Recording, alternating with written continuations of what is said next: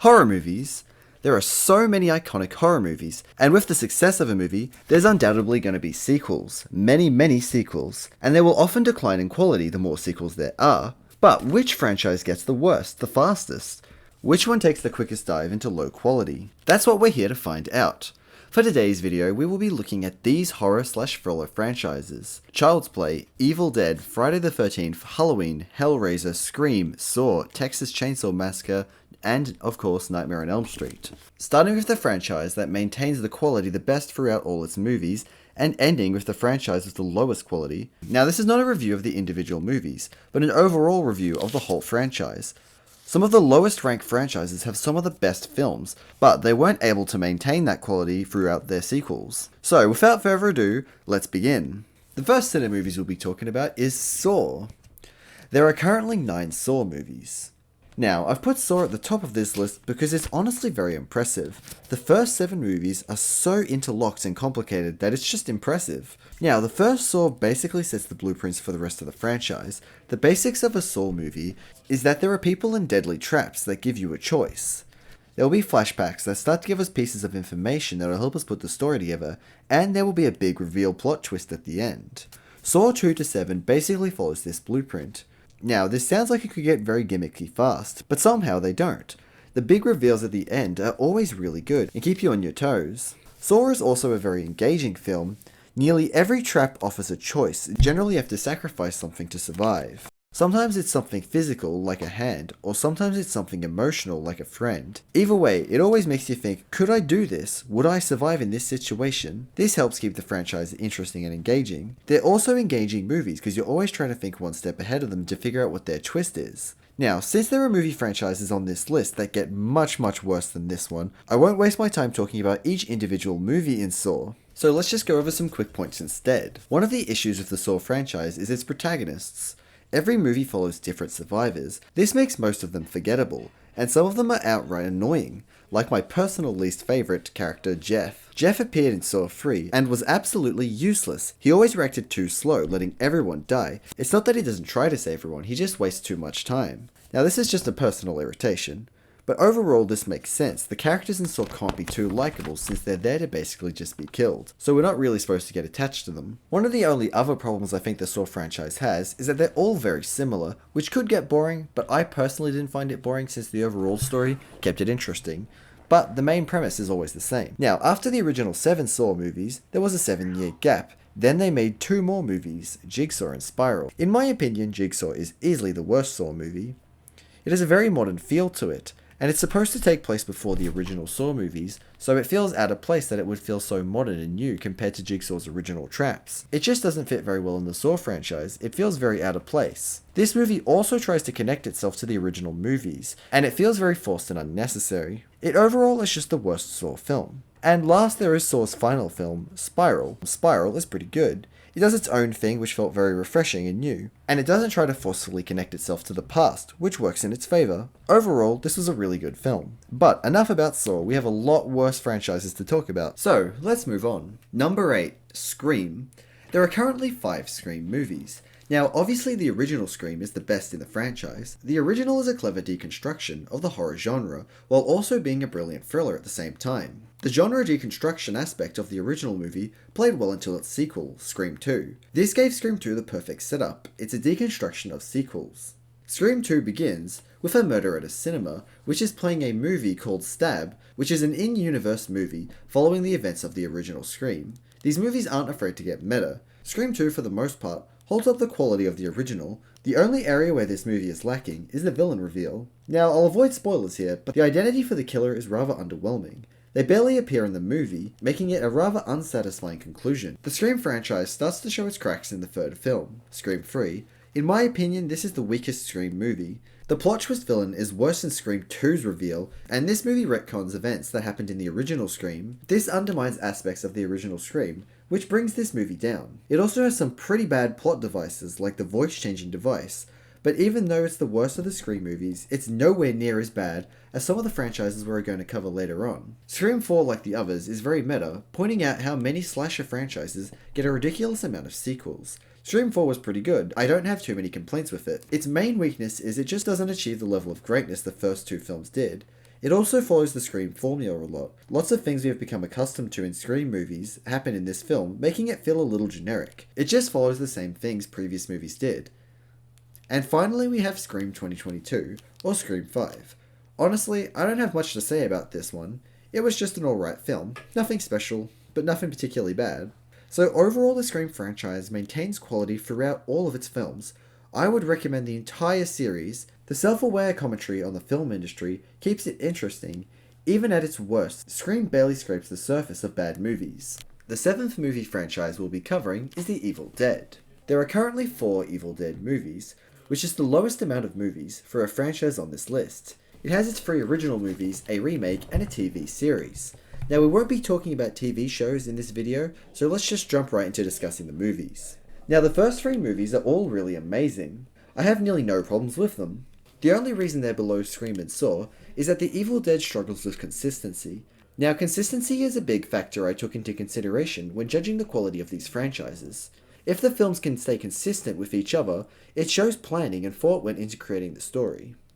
Now our first major inconsistency in The Evil Dead starts at the beginning of The Evil Dead 2.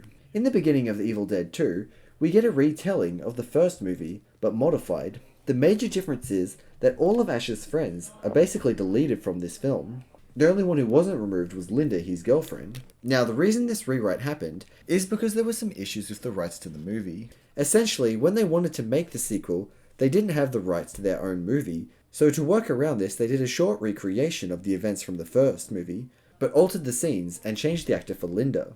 They also slightly changed the name, the first one being The Evil Dead and the second one being Evil Dead 2, removing the from the title. Then our next major inconsistency is with the ending of Evil Dead 2. In the ending of Evil Dead 2, Ash gets sucked into a portal and ends up in medieval times. A Deadite attacks Ash and he shoots it. This results in the knights worshipping him for his power. But in Army of Darkness, this plays out very differently. Instead of being worshipped, he is taken as a prisoner to be executed. So the timeline is pretty different. Something else noteworthy about the original trilogy of films is the tone. As the movies progress, they become more horror comedy instead of just horror. But I think this works in favour of the films. But it's still worth pointing out, since it again may show inconsistency in the films. And finally, there's the remake. Honestly, this remake did a really good job. It did what I think a good remake should do. It takes the original concept and does something fresh with it. So overall, I would recommend all the Evil Dead films. They're all amazing and worth checking out. The only reason it's not higher on this list is because I made a criteria for ranking quality and consistency is on there. But anyways, let's move on. Our next movie is Child's Play. There are currently 8 Child's Play movies. Now Child's Play is where the movies start getting absurd. The first Child's Play movie gives us Chucky, the killer doll's origins. Chucky doesn't reveal himself to the audience for a while, which helps maintain suspense. Chucky, being a doll, taps into many people's fears of dolls. He appears innocent, which makes him all the more terrifying. Chucky just has a threatening presence in general, but that's not all that makes Chucky so iconic. Chucky's personality really helps carry these films. His personality clashes with his initial look, which makes it really shocking and memorable. I said talk to me, damn it, or else I'm gonna throw you in the fire! You stupid bitch! You filthy slut! Did you f*** with me? He's also a very funny killer with a bunch of one-liners. There's also just something funny about Chucky being some gangster-looking killer who knows voodoo possessing a child's doll. Child's Play 2 is a great follow-up to the original. We get more Chucky since in this film he doesn't hesitate revealing himself since we already know him. We also get some really good animatronic work in this film, and some really cool sets. This movie also has really good continuity. Following the events of the original, I love the excuse they have to rebuild Chucky. It's a really cool opening sequence. This is overall a really amazing sequel. My only negative thoughts I have on this film is that Karen isn't in it. In the first movie, Karen and Andy had a really good dynamic, so it's a little bit of a shame we don't get to see them unite. But to replace this, we get a pretty good dynamic between Kyle and Andy. They have a good sibling dynamic. The next film, Child's Play 3, could be considered the worst film in the franchise, since it had the lowest box office, and was the creator's least favourite film. But I don't think it's actually that bad. Maybe it's because I've become jaded to some of the bad films in these horror franchises after watching some of the films later on this list. Chucky starts to move a little closer to comedy in this film, where he increases his one-liners. There's also funny moments, like when Chucky accidentally gives the drill sergeant a heart attack when he sees him,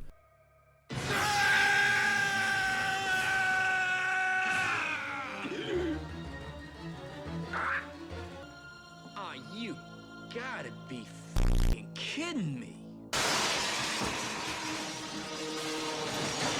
But this film does have a few issues. This film came out 10 months after the second. This movie just feels a little rushed, with not as interesting characters. But honestly, this movie is still really good. The Chucky animatronic effects are still really impressive, and Chucky's personality still carries the films. And Chucky gets his third cool death scene in this film. So far, all of his death scenes have been spectacular. Now look, I know all I've done is compliment the movies I've covered so far, but I promise we will get to really bad movies later on. I just want to show appreciation for the movies that I think deserve it. The next film takes the Child's Play franchise in a very different direction. Since the third movie didn't do so well, the Chucky franchise was put on hold for 7 years. So when it returned, they decided to spice things up by making this movie more of a horror comedy that's very self-aware. Well, it's a long story. It sure is. In fact, if it was a movie, it would take 3 or 4 sequels just to do it justice. I really like the change of paces throughout the Child's Play franchises. There are multiple tone changes. This helps keep the franchise fresh. It seems that Child's Play is becoming aware that horror franchises get bad as they progress, and the self-aware approach helps move the franchise into more comedy, which feels like the franchise taking control of its fall, unlike movies like Friday the 13th, which keeps making sequels that get worse and worse. Chucky changes its direction every time it starts to get a bit stale. But let's get into this movie itself. Chucky gets a new look that would become iconic for him. It just looks really cool with all the stitches. Chucky's bride Tiffany is an interesting addition to the Child's Play franchise. She offers a really fun dynamic with Chucky. Jennifer Tilly, Tiffany's voice actor, really puts her all into the role, and it pays off. The movie is just an overall fun experience, but that doesn't mean it doesn't have flaws. The side plot of the two lovers, who are suspects for the murders that the dolls committed, are quite dry. They just aren't particularly interesting to follow. Now, this is more of a personal issue I have with the film, but some of the comedy doesn't land for me, especially the sexual scenes. I just didn't like it. I really could have gone my whole life without seeing dolls having sex. It's just really nasty. But other than that, this movie helps keep the Child's Play franchise alive. The next Child's Play film, Seed of Chucky, dives into weirdness very quickly. This is by far the strangest movie in the franchise. This movie is completely comedy at this point, and I think it honestly crosses a line. It's just too much. There's no horror in this movie at all, and there's way too many domestic life jokes, and sex jokes, even though this one does get me. A masturbating midget? Even though this movie is a bit too weird for my liking, the self-aware jokes are still really funny. It's nice to see Jennifer Tilly making so much fun of herself. But speaking about Tiffany, let's talk about her strange character consistency. In Bride of Chucky, Jennifer plays as Tiffany. Tiffany dies and becomes a doll. Then, in Seed of Chucky, she still plays this character, but she also plays as herself, which is a separate character. So Tiffany is trying to possess Jennifer, who is played by Jennifer. So in the Chucky universe, there are two people who look exactly like Jennifer Tilly, and one of them actually is Jennifer Tilly. So Tiffany is possessing someone who looks exactly like herself because she played that person who is trying to possess herself. It's just so freaking weird. But you know what? I kind of love it. Overall, this is a really weird movie that makes me feel pretty uncomfortable at some moments. I was tempted to put this as the worst Chucky movie, but I think there is one movie that takes its place. This movie isn't really the worst, but it just focuses on comedy too much for my liking, even if this joke is really funny. Son of a Up yours, asshole! What? Let's ride till the wheels fall off.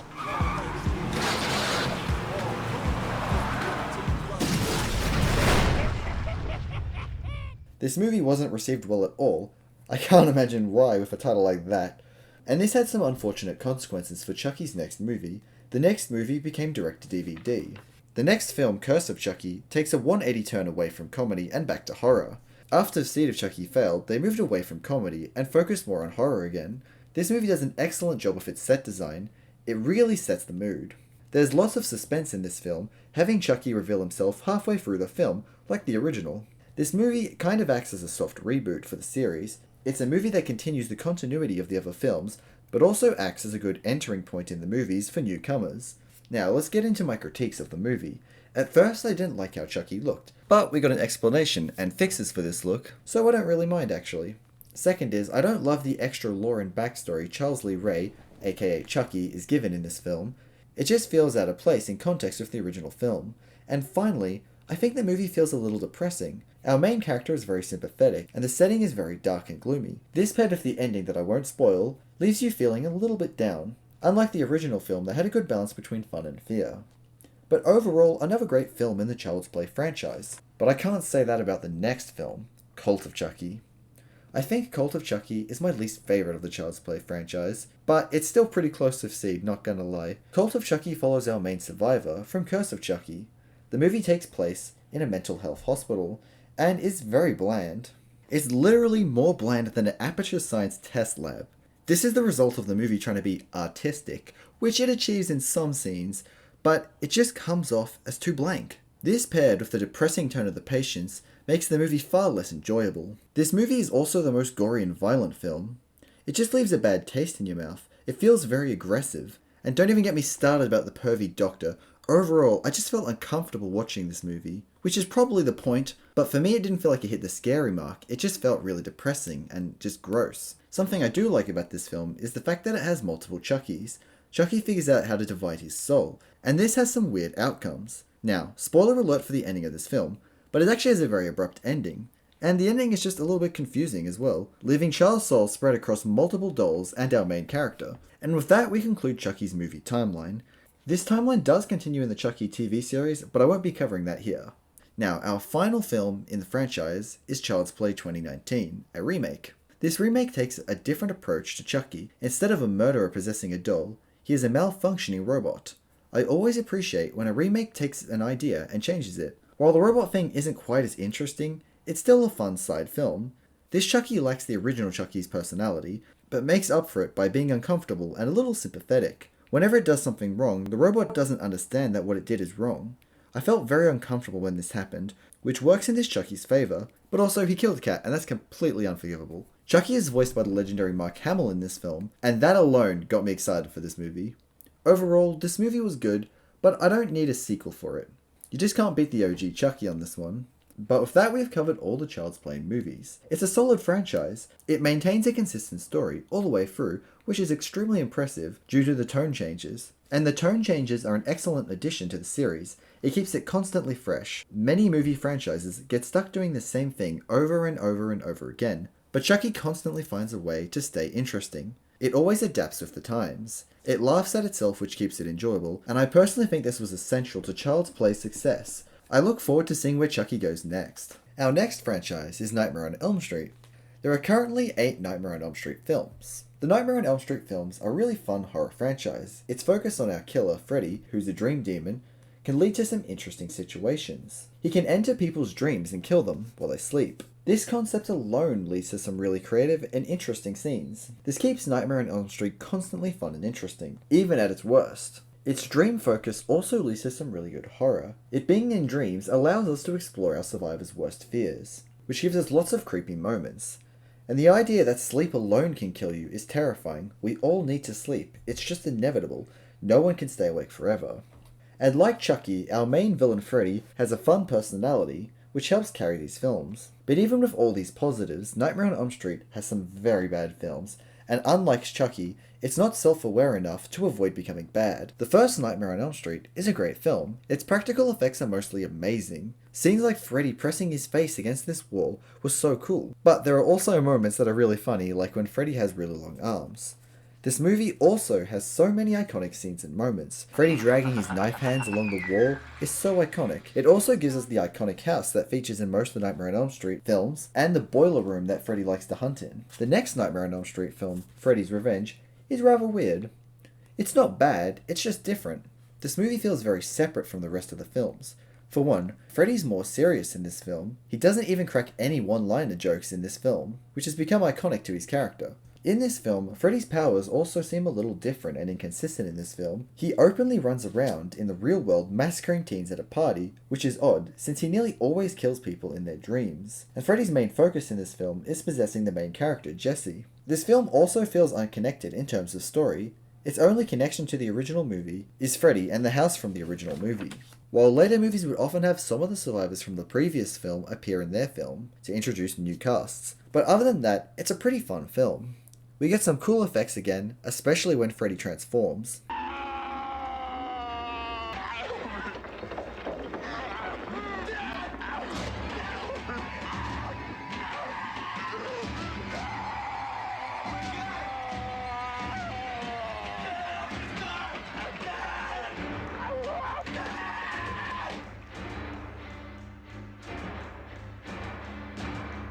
Now, not to get political or anything, but this movie is very gay.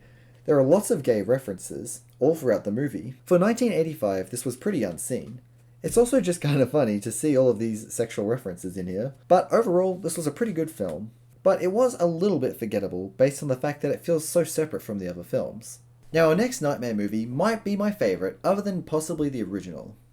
Nightmare on Elm Street 3, Dream Warriors. Dream Warriors is the most creative Nightmare movie. It has some spectacular effects, like the Freddy worm and the puppet Freddy. It also has some really creative kills, like the Freddy heroin needle overdose kill. Everything from Freddy's fingers to the wounds on the arms is just so uncomfortable and creative. It just fits Freddy perfectly. Freddy fully embraces his comedic side. I personally think this works amazingly. He's a very sadistic killer, taking pleasure in each and every kill. This is when he starts dropping lots of one-liners, like my personal favourite, "Welcome to prime time, bitch!" This film also gives us more Freddy backstory, which would play into the other films later. This film also brings back Nancy from the original film, which is really cool. We also get a really fun cast of characters. It's just a really solid film.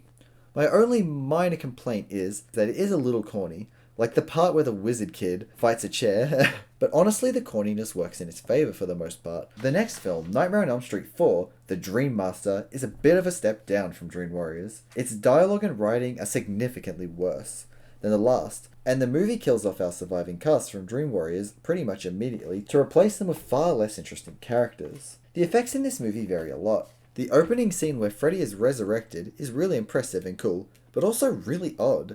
No joke, a dog walks up to Freddy's grave and pisses fire on it, and that brings Freddy back to life somehow. His skeleton reconstruction is awesome, but on the other hand, there are scenes like this, where Rick dies.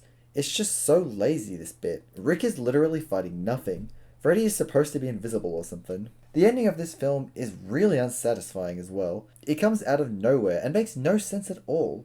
They show Freddy his reflection, which causes the soul he's consumed to kill him, but this is nowhere near as bad as Nightmare on Elm Street would get. At least this movie has some really cool kills and sets. Our next film is Nightmare on Elm Street 5, The Dream Child.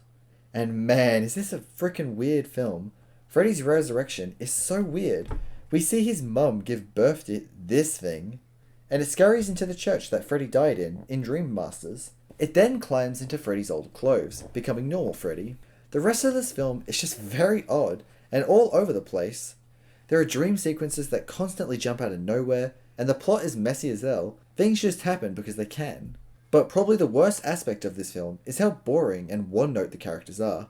They're just nothing. Now, this movie does have some cool effects, like normal, and we get some interesting kills, like the motorbike scene. One of the kills is really weird. It involves Freddy riding a skateboard. He then gets shot and becomes this abomination.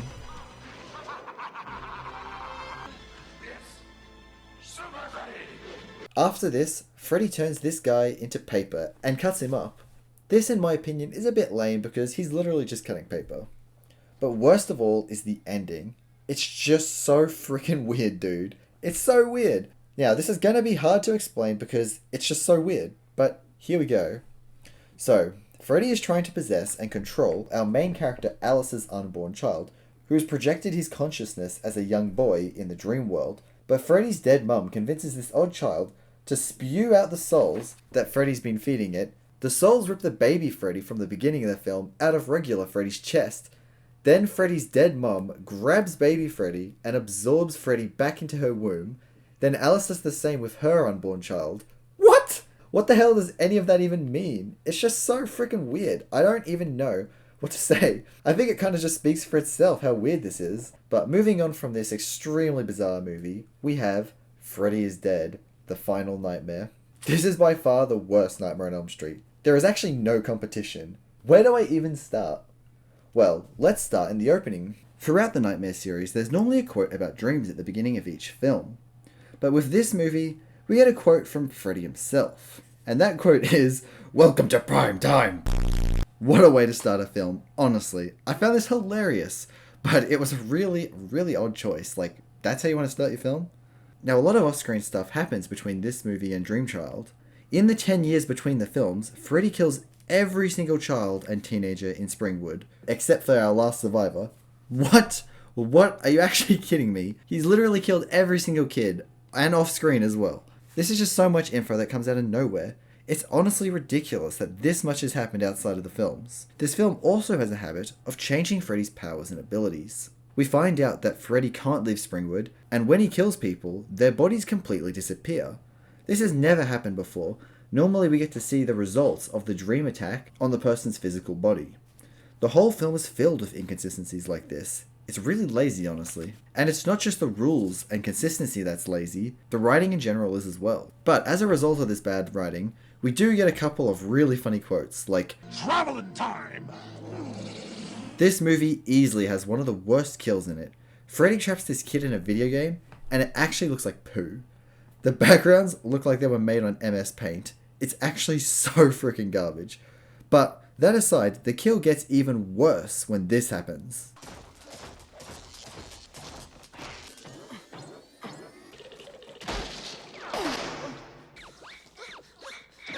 It's just so bad. And honestly, I nearly prefer that kill in the last film, where the guy is literally kicking nothing. At least that doesn't feel like it goes on as long. Now, the only redeeming thing about this part of the film is it prompts Freddy to say this. Get out of here now, Tracy! Now! Hey! You forgot the power glove! Ow! There is one scene I genuinely like. Freddy kills this deaf guy by giving him super hearing with a hearing aid, and this causes that guy's head to explode. It's actually a really good scene. It's very sadistic and funny, and at the same time, it's just executed really well, and feels really out of place in this film. But do you know what else feels out of place in this film? The 3D segment. The last part of this film tells you to put 3D glasses on, and boy does it get in your face. There are so many terrible 3D effects.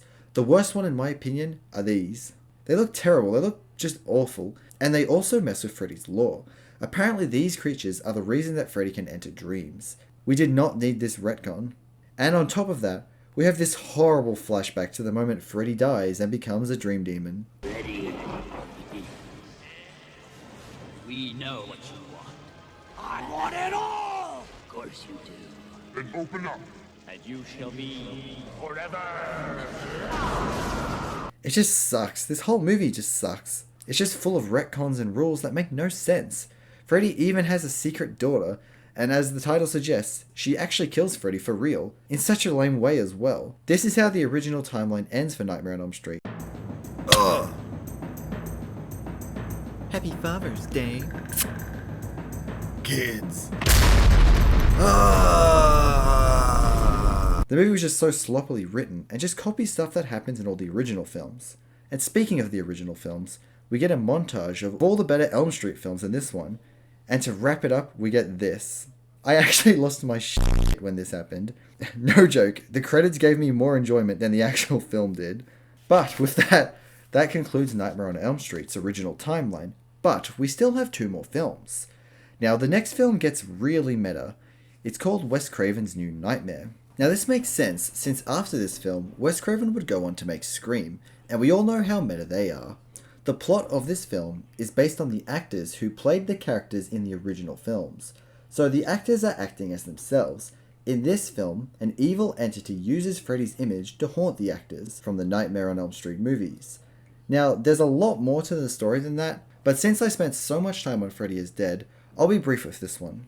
This movie is really good. The Freddy lookalike demon is a lot darker than normal Freddy. He has a really good presence. Also, the meta plot is really refreshing after the rapid decline of the previous films.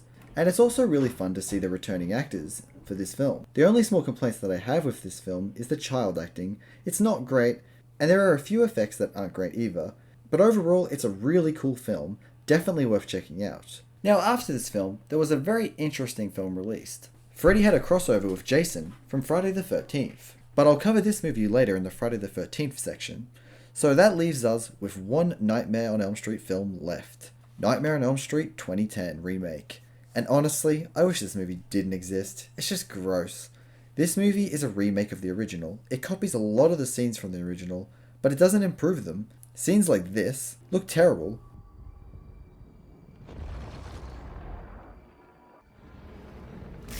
The CGI effects can't compare with the original practical effects in this case. The movie barely adds anything new to the story, which in my opinion makes it a bad remake. A remake should take the original premise and give it a fresh twist. But this movie barely does that. The one thing that it does do different is horrible, and it kills all the enjoyment of this film. There is a heavy focus on Freddy being a pedophile.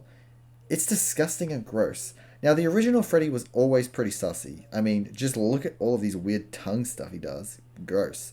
But we are never directly told or shown anything about him being a pedophile. It just really leaves you with a gross feeling. This version of Freddy has very little personality. This was the first time Robert Englund didn't play Freddy for a movie. This new Freddy really just comes off as gross. Not creepy, just gross. I just hate it. Another dumb thing they do is that they have a part of the film where they present an option that Freddy might be innocent, but it's pretty much thrown away quickly without being explored, so it just feels useless and pointless. This movie does at some points have some good effects.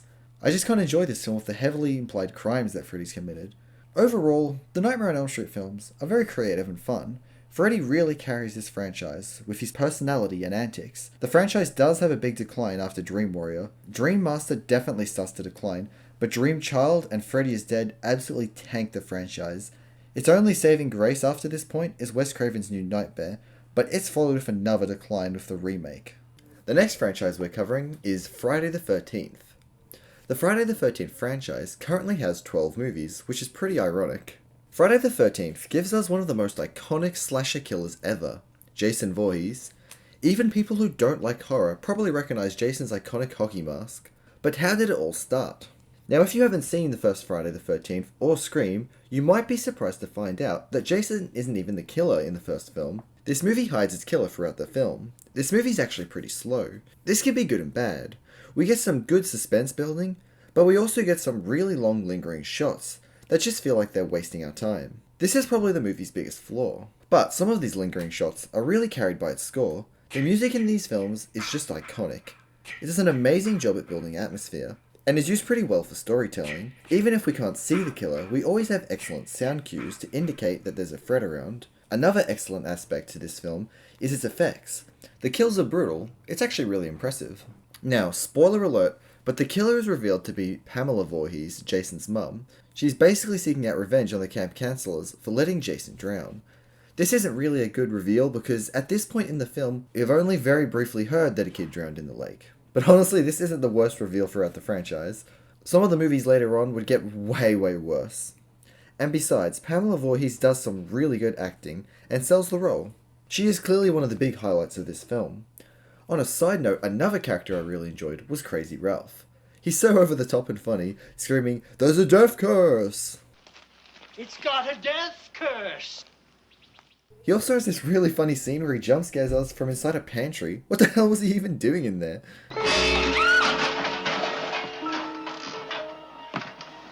Messenger of God.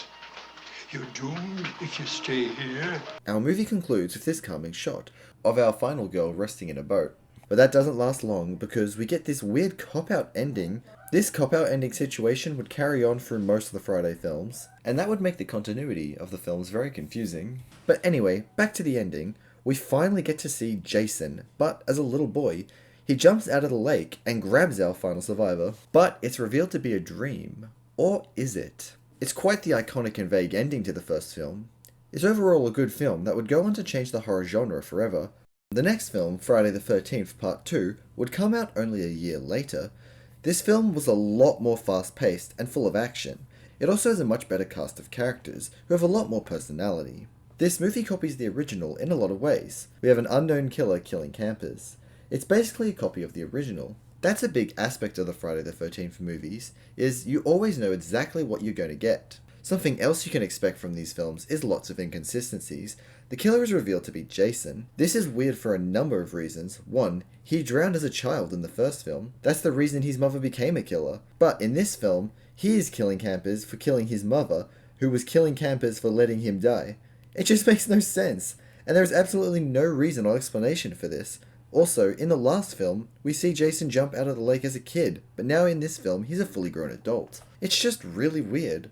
Was the end of the last one a dream or not? Was that actually Jason? Who knows? I don't. But inconsistencies aside, this is a fun film. Not an amazing film, but a fun film.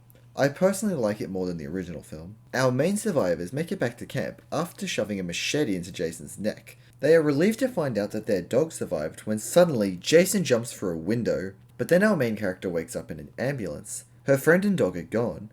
So it throws the whole ending into question. How much of it was real? When did it become a dream? But that aside, the next film, Friday the 13th Part 3, adds probably the most iconic feature to the Friday films, Jason's hockey mask. Believe it or not, but Jason's mask first appears here. In the previous film, Jason wore a sack. Now, in this film we might actually have an answer to what happened at the end of the last film. We have a recap of the end of the previous film, but it cuts out the jump scare bit, and shows Jason still lying on the floor where he got hit by the machete. This to me implies that the last jump scare was a dream. Finally, an answer to one of these endings. This is a trend that definitely won't last. But honestly, I have no idea why they even bother with these recaps. They are so long and waste so much time, and it's not like the plot is consistent or makes sense, so why bother reminding us of these flaws? It's just dumb. Now, besides the mask, there's not actually that much that's unique about this film. It's pretty much just a copy and paste of the last film, but it does have one twist. It's in 3D! Wow. Now, unlike Nightmare on Elm Street, Freddy is Dead, where the 3D was only in the end of the film, in this movie, it lasts the whole thing. It's so in your face, there are so many obnoxious 3D moments, and they just don't stop. Now, I should probably count this as a negative for the film, but honestly, it's really funny. Just watching the 3D moments without 3D looks really hilarious. I personally enjoyed them, and they resulted in some really funny kills, like this one. And this kill, where Jason shoots a harpoon at the camera, and then walks away like he doesn't care at all. Jason is finished off in this film with an axe to the head. The damage done to his mask would remain on most of the masks he has in all the other films, even if it doesn't make sense because it's a different mask. This film wraps up like the others with a fake-out ending. Our last survivor copies the first movie by going out onto the lake in a boat. She sees Jason in a window, and he starts coming towards her. But before Jason can do anything, a zombie version of his mum jumps out of the lake like Jason did in the first film and pulls her into the lake. But it doesn't matter because it's a dream. What's even the point of these scares? The film properly ends with a shot of Jason's body, lying still with the axe in his head. But would this be enough to kill Jason? Of course not, there are still so many films we've got to cover. The next film would start directly after this one, with Jason's body being taken to the morgue. Now, this film's name is straight up the biggest lie, Friday the 13th, the final chapter. While this movie was intended to be the final chapter, it wouldn't come anywhere close to being the end. There are still 8 more movies, and since there are so many more films to cover, I'll try to be brief with this one. Jason wakes up in the morgue, and goes about his normal routine. Now, the main highlights of this film are the effects and kills. We get some really cool and creative kills. The best bit in the film is the final fight with Jason, like this part where his hand gets cut in half, and later this part where Jason's head falls onto his machete. This is also the movie that introduces Tommy Jarvis. He would sort of become Jason's rival for the next 2 movies. It's cool having Tommy's character persist over the 3 films, since most of the time the surviving characters are just ignored. But this movie actually did kill Jason, at least for a while, which is surprising. Now for the aspects of the film I don't like. This movie was extremely lewd. Now, all the Friday the 13th have always had some sussy business in them, but this movie is so over the top with it. It's so bad to the point where the only personality traits that most of the characters have is being horny. This film would also have a bunch of strange cuts, where Jason would appear all over the place. For example, Jason kills this guy with a corkscrew, but then he appears hanging off the side of the building on the 2nd story so he can throw someone out of a window, but then he appears right back in the kitchen. It appears like Jason is teleporting, so that's a small inconsistency I noticed. This movie for once doesn't have a fake-out jump scare ending, but instead we get a strange tease. Tommy lashes out at Jason's corpse, going very over the top, and then when we see him and his sister in the hospital, we get this strange close-up on his face, with the classic sound effect that's iconic to the series. I think this is trying to imply that Tommy is going to become the next Jason. But would this happen in Friday the 13th, A New Beginning? No, definitely not. We would get an extremely dumb plot twist in this film. So dumb, in fact, that I'm not even going to bother with a spoiler warning on this plot twist. This film follows an older Tommy from the last film. He's had a lot of issues since the last film, and has been to a bunch of psychiatric wards, and now he's in a halfway home. There are a bunch of other troubled kids here. One kid named Joey gets into a fight with a kid named Vic, over some chocolate of all things. This results in Vic killing Joey. It's really sudden and unexpected. Now, this is where the plot gets really dumb. So after this, 2 paramedics come to retrieve Joey's body. One of them doesn't really care about the dead body, but one looks a bit upset, and even looks a bit concerned. He looks at the camera in this weird way. Now, so far the acting in this film is all over the place, so it doesn't really stand out, but apparently this was set up. Fast forward to the end of the film where we have our final fight with Jason, who falls out of a barn onto some tractor parts, killing him, and holy moly, it's revealed it's not Jason, but the paramedic. Now, we only see this paramedic one other time in the background talking to a cop, so he's basically not in the movie since that first scene. In fact, he's so forgettable that when this was revealed, I didn't even know who he was. This plot twist is so dumb and nonsensical that a police officer has to explain this to us. Apparently, Joey was the paramedic's son. He abandoned Joey, who went from home to home, until by chance he ended up in the town that his dad worked out. After his son was killed, he decided to pretend to be Jason and kill everyone in the halfway home. This makes no sense. Throughout the film there are contradictions to this story, and why the hell would he kill everyone anyway? The guy who killed his son already went to jail, so he didn't even get to kill this guy. This plot just makes zero sense. During the movie there is a weak attempt to make it seem like Tommy was Jason, but it ultimately goes nowhere. Now, this movie is pretty sexual and suggestive, but nowhere near as bad as the last film. Fun fact, the director who did this film started his career by making porn films. My friend told me that one of the films was directed by a porn star director, so while watching the Friday films, I tried to guess which one. I was so sure it was the final chapter. Funny that a porn director didn't make the most sexual film in the franchise. That being said, this film is still pretty bad when it comes to that stuff. One benefit to this film is that it seems the director didn't really care what the actors did, and let them do whatever they want. This makes for some really funny and interesting side characters. But too bad the plot and kills are just so bland and boring. The effects are just so lame in this film. Normally we get some interesting kills in Friday movies, but this time we didn't get any of that. This was easily the boringest Friday film. It's just so forgettable. It still manages to just copy and repeat the last films. Honestly, the only reason this isn't the worst Friday film in my eyes is because it's just boring, while a later entry in the series is actively annoying and bad. But let's not get ahead of ourselves. This whole movie ends with a return to the dumb plot twist endings. Tommy's recovering in hospital when another one of the survivors comes in to visit.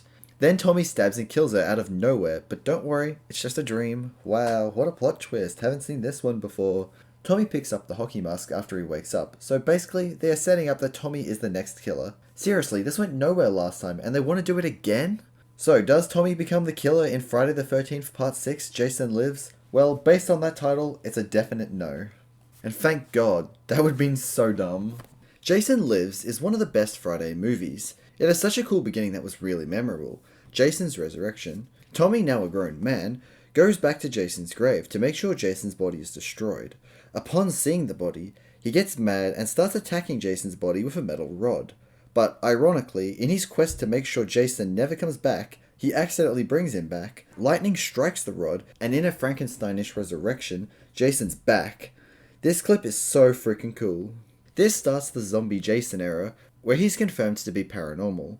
It was never really clear if original Jason was dead or not. Now, while this Friday the 13th doesn't do too much different from the others, it does go all out. It knows exactly what we want from these films and delivers. This movie really feels like it had more care put into it. We get lots more action and lots more kills. Since at this point we know Jason so well, they don't bother trying to hide him as he kills. This movie also has really likable characters. And it's just really cool seeing Tommy return again. This movie has a very cool final fight on Crystal Lake. It ends with Jason getting chained to the bottom of the lake. I love all these underwater shots. It's just a really cool battle. Everything from the flaming water to the boat's propeller digging into Jason's face. It's just really cool. Our movie doesn't end with a dumb fake out, which I appreciate, but it does show us a close-up on Jason's eye to let us know that he's still alive and waiting at the bottom of Crystal Lake. But nothing can keep good old Jason down there for long. Friday the 13th, Part 7, New Blood, has Jason returning looking cooler than ever. This is probably the coolest looking Jason. He has all the damage from all the other films put on him, even if it didn't carry over in those other films. He's also decaying a bit after being stuck on the bottom of the lake for so long. He has an exposed spine. Other than this, the film plays out mostly like a typical Friday the 13th movie. Due to regulations, the gore in this film was cut back significantly, giving it extremely bland and boring kills. So unfortunately, even with the coolest Jason, we still get a pretty bland movie. But one thing that does spice this movie up is our main character, who has psychic powers. Now, even though this is kind of random, it's pretty cool, since we get to see Jason absolutely smoked by her powers. They drop a roof on him, they throw him down these stairs, and they even have this epic house explosion. They go all out beating the shit out of Jason in this film, and it's so freaking cool. And this is easily the highlight of the film. The movie has a pretty weird ending, but at least it's not a fake out. At the beginning of the film, our psychic girl accidentally kills her dad with her powers. This leaves him dead and at the bottom of Crystal Lake. In the end of the film, she uses her powers to bring her dead dad back to life to finish Jason. He jumps out of a dock and pulls Jason back under the lake, where he would remain till the next movie. Now, earlier in the video, I said that Part 4, the final chapter's title, was the biggest lie. Well, this title gives it a run for its money. We are now on Friday the 13th, Part 8, Jason Takes Manhattan.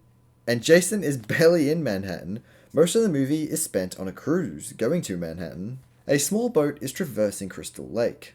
When its anchor hits a power line, the electricity from this power line revives Jason, again. He then proceeds to kill everyone on board.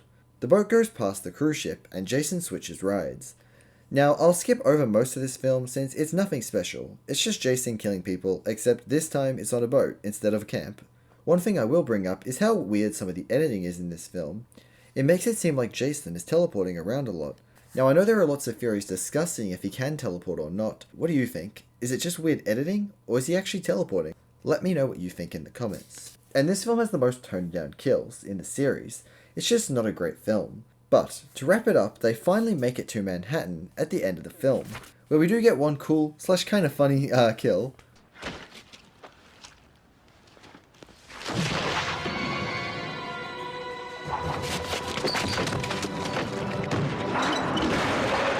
And one funny shot of Jason in Manhattan. But say goodbye to Manhattan because we barely stay here because they immediately go down to the sewers after this. So apparently in the Jason universe, Manhattan sewers are flooded with acid at midnight every night, according to this random guy. Toxic waste, son. The sewer floods out with this stuff every night at midnight. What the hell? What the f*** do you mean? That's just so dumb. Why would they even do this? Do you know how many OH&S rules this would break? It's just so freaking dumb. But it's about to get even dumber. In the final fight, Jason gets melted in the acid. Also, this Jason clearly has the worst face so far. And as he melts, he turns back into a kid. What? Why? What kind of acid is this? Why the hell would this happen? Is this Jason's spirit freed or something? I don't know. I don't have any answers for you. It just is. So Jason's just a kid now. I wonder how this is going to affect the next film. Oh wait, it doesn't. It's completely ignored because it's so dumb and that makes zero sense. Whew, sorry, I had to get that off my chest. Well, if you thought this movie was bad, you would be right, but the next film is even worse. So get ready for Jason Goes to Hell, the final Friday. Wow, I wonder where we've heard that before. I'm sure this will definitely be the last film, for sure. Now, despite Jason Goes to Hell being the most confusing and just the general worst Friday film, I actually love its opening. We return to Camp Crystal Lake, where a lady is about to have a bath. But before she can, she is attacked by Jason. She runs into the forest with Jason following closely behind her. But surprise, it's a trap! This lady was bait to lure Jason to a firing squad. I think it's so funny that Jason has killed enough people to get on the FBI's watch list.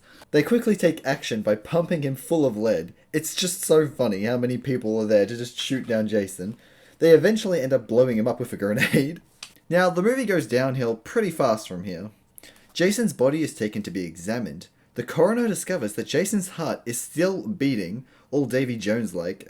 The heart then appears to possess the coroner and forces him to eat the heart. A bunch of soul energy flies into the coroner, and thus begins the body swapping Jason.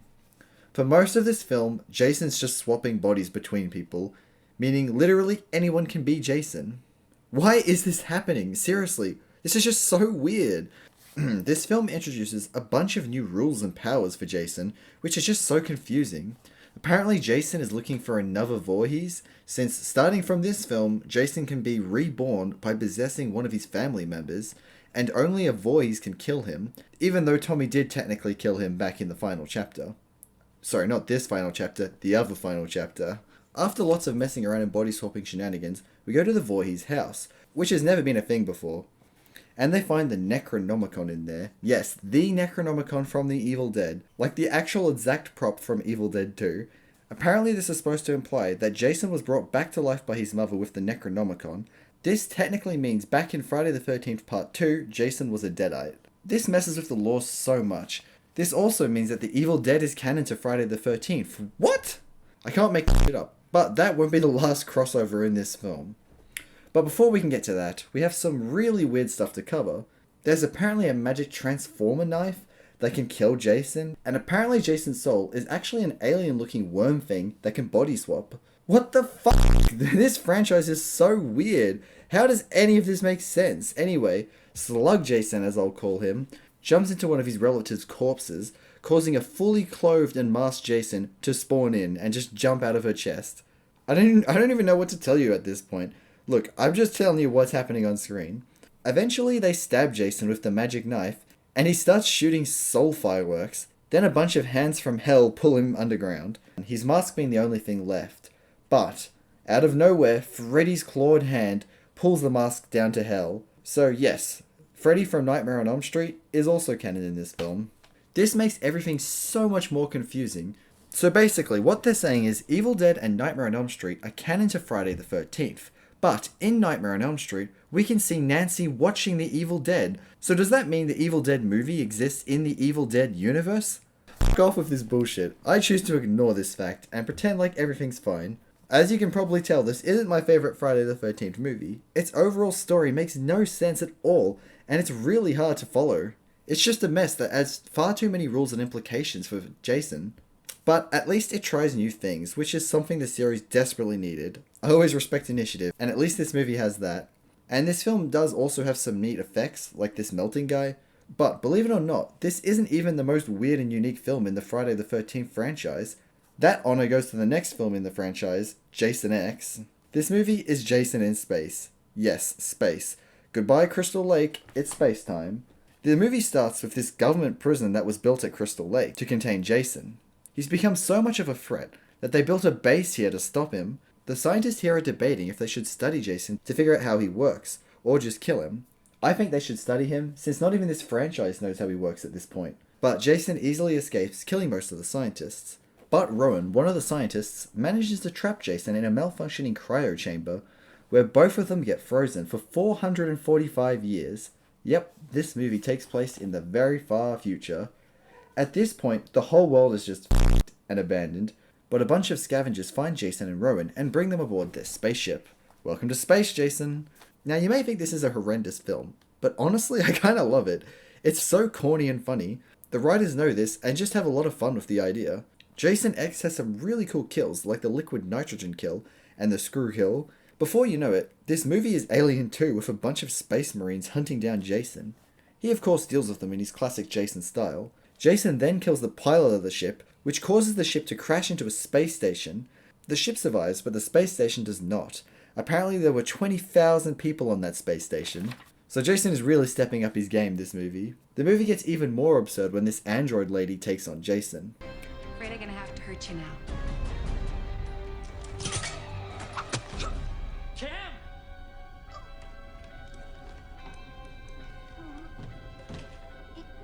It would have been so funny if it actually cut there, but the android fights back, blowing up Jason's head. Unfortunately for our survivors, Jason falls into a nanobot machine and gets upgraded, becoming Uber Jason, or Jason X, a cyborg version of Jason. After Jason gets up to some more shenanigans, we get my favourite part of the movie, where they distract Jason by making a hologram of Camp Crystal Lake. This part is so self-aware and funny. Hey, you want a beer? Or do you want to smoke some pot? Or we can have premarital sex.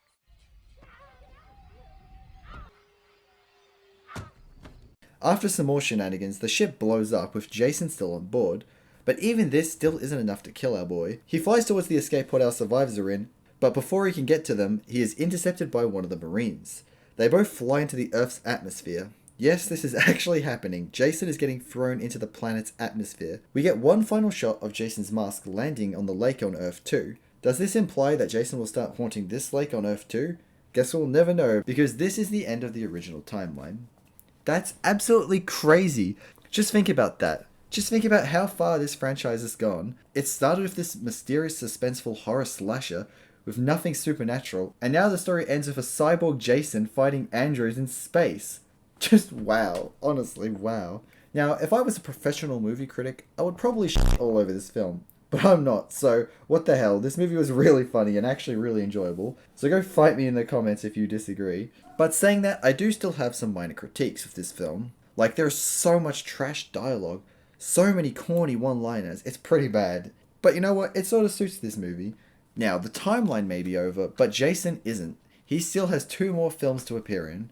Jason's next appearance would be in the ultimate horror slasher crossover, Freddy vs. Jason. Now, for all of those who care about timelines like me, here's where I think this film fits in. In Friday the 13th, I think it takes place right after Jason goes to hell, since we see Freddy at the end of that film. And for Freddy, I think it takes place between Dreamchild and Freddy is Dead, since it can't be after Freddy is dead, since Freddy has killed every single kid in the town at that point. This movie is kick-ass. It's actually so cool. We get some absolutely awesome fight scenes between Freddy and Jason. Every fight scene is so creative and cool. It's actually the best. It's exactly what you would want from a movie called Freddy vs. Jason. Even the story is surprisingly not bad. Elm Street is starting to forget Freddy, since the police are doing a big cover-up to stop Freddy. So to remind everyone on Elm Street that Freddy exists, Freddy gets Jason out of hell and influences him to cause some havoc on Elm Street, so people will remember him again. We also get some interesting lore where the police are trying to cover up Freddy. They're even drugging people with this drug from the 3rd film that can stop dreaming. I found this really interesting. There's just so much to love in this film. The practical effects are so cool. I love this part where Jason is walking around the cornfield on fire, and this awesome shot of Freddy jumping out of Crystal Lake onto the deck. My only complaints with this film is how bad the dialogue is. Just listen to this disgusting line. Freddy died by fire, Jason by water. How can we use that? That line is literally a joke. We also get this extremely dumb part where Jason is afraid of water. What? What the fuck? Seriously, Jason basically lived underwater for 2 films and has proven himself to be an excellent swimmer when he swam all the way to Manhattan from the shipwreck. There's no way he's scared of water. But other than that, this movie is just so much fun. I just love it. And with that, we are brought to our last Friday the 13th film, which is a remake done in 2009. Now, since I've spent so much time on Friday the 13th, we will cover this film really quickly. This remake is really intense. This Jason is legit terrifying. He feels really dangerous and brutal. Every attack he does feels real. It feels like every swing has force behind it. Jason also has a threatening aura to him. There are lots of creepy shots of him. My only complaint with this is it feels very 2009, but overall a solid remake. It doesn't really do anything new with this remake, but it does make everything feel a lot more real and intense. And with that, we conclude Friday the 13th. These movies definitely have some low points. It never really feels like the series reaches really high heights, so the low points don't feel as bad. You always know what to expect when watching these films, which is good and bad. They can get very dry, but if you're just looking for some fun and some creative kills, this is the perfect place to find them. If you're looking for story, then don't come anywhere near these films. Ever since the 2nd film, there has been no consistent story. We get everything from zombies to psychics to space in this franchise. It's just all over the place. The absolute lowest point in these films has to be Part 5 A New Beginning, Jason Takes Manhattan, and Jason Goes to Hell. New Beginning is just boring. Jason Takes Manhattan was just lame and weird. And Jason Goes to Hell, don't even get me started on this. But overall, Friday the 13th is just a fairly mediocre horror franchise. Number 3. Halloween. There are currently 13 Halloween movies, with one coming out this year. The original Halloween is the horror movie that got me into horror movies. Now you'll have to excuse me because Halloween is the only franchise on this list that I haven't seen all the films for. That's because I'm watching one Halloween movie every Halloween. I'm currently up to Halloween 6, The Curse of Michael Myers, but for the rest of the films, I'll just watch reviews for them. But they will probably be briefer. Halloween gives us another super iconic killer, Michael Myers. I think he is an amazing killer. He's just the husk of a man. His mask shows no emotion. In fact, it shows the shell of a person. It's a face with no features. I love in the original, you can't even see his eyes. They're just voids. Michael barely even shows emotion or pain. He never runs. He just stalks and follows, never uttering a word. He creates an intense atmosphere.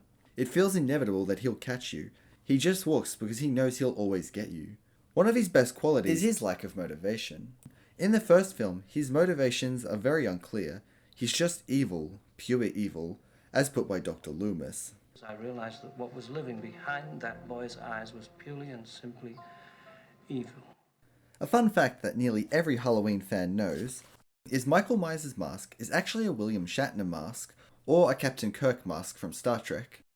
The mask was then modified, having the eye holes cut bigger and the sideburns shaved back, and of course the skin was painted white. The first Halloween had an extremely low budget, that's why the mask was made in such a cheap way. But limitations force us to be more creative, and that's definitely the case for Halloween. Even though it's simple, it's effective, and of course, how could we talk about Halloween without mentioning its iconic soundtrack? Even if you haven't seen any of the Halloween movies, there's a decent chance you would have heard its theme. It's integral to the atmosphere of these films.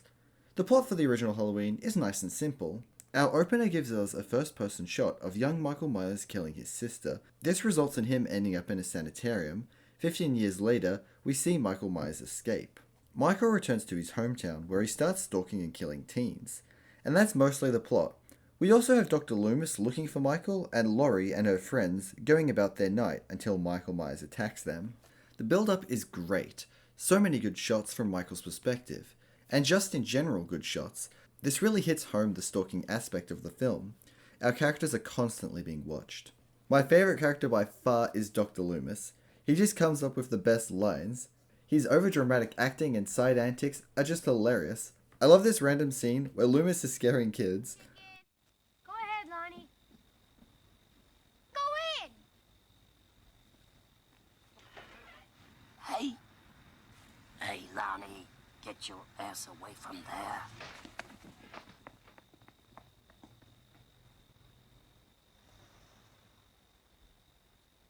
He also gives us some really weird info about Michael Myers. They find a dead dog and Loomis says, He got hungry. "What? He got hungry. Michael ate a dog? That's a thing? He does that?" But as much as I would love to sit here praising the movie all day, there are some critiques. Like some characters' lines not having the best dialogue. This character says totally so many times. Totally never show. Totally charted. Totally. Just watch the movie and count how many times she says it. Once you hear it, you can never unhear it. And some of the acting isn't amazing. Just look at her dead acting. Zoom in on that goofy face. But this movie is full of great moments, like where Michael pins this guy on a wall.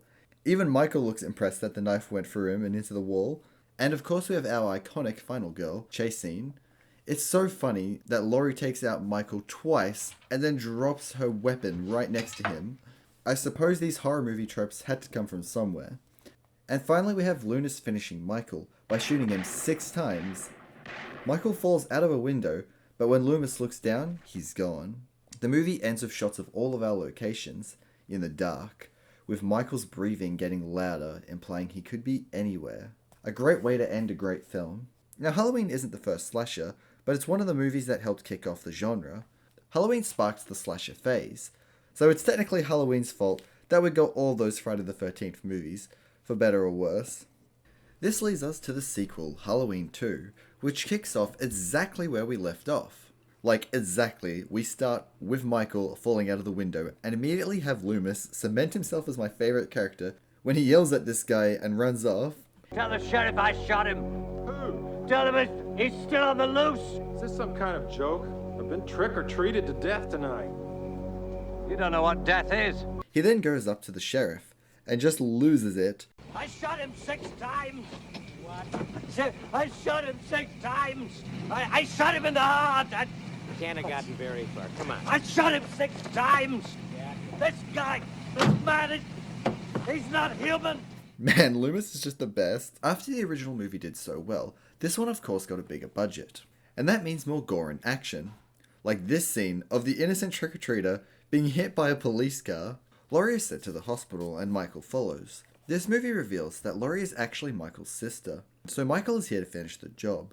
While I don't actually mind this reveal too much, I do think this takes away from the mystery and fear behind Michael's motives. I think it's far more scary that he's going around killing without any reason.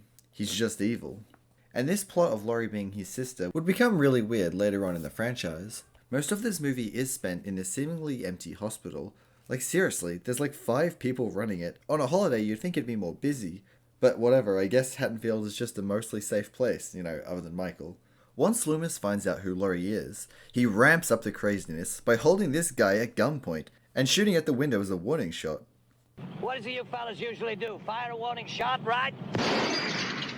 Sorry I keep bringing up Loomis, but he's such a mad lad. After Michael gets some cool kills in the hospital, Loomis once again arrives to save Laurie. And the end fight is so cool. I love how Michael gets shot in the head twice, causing blood tears.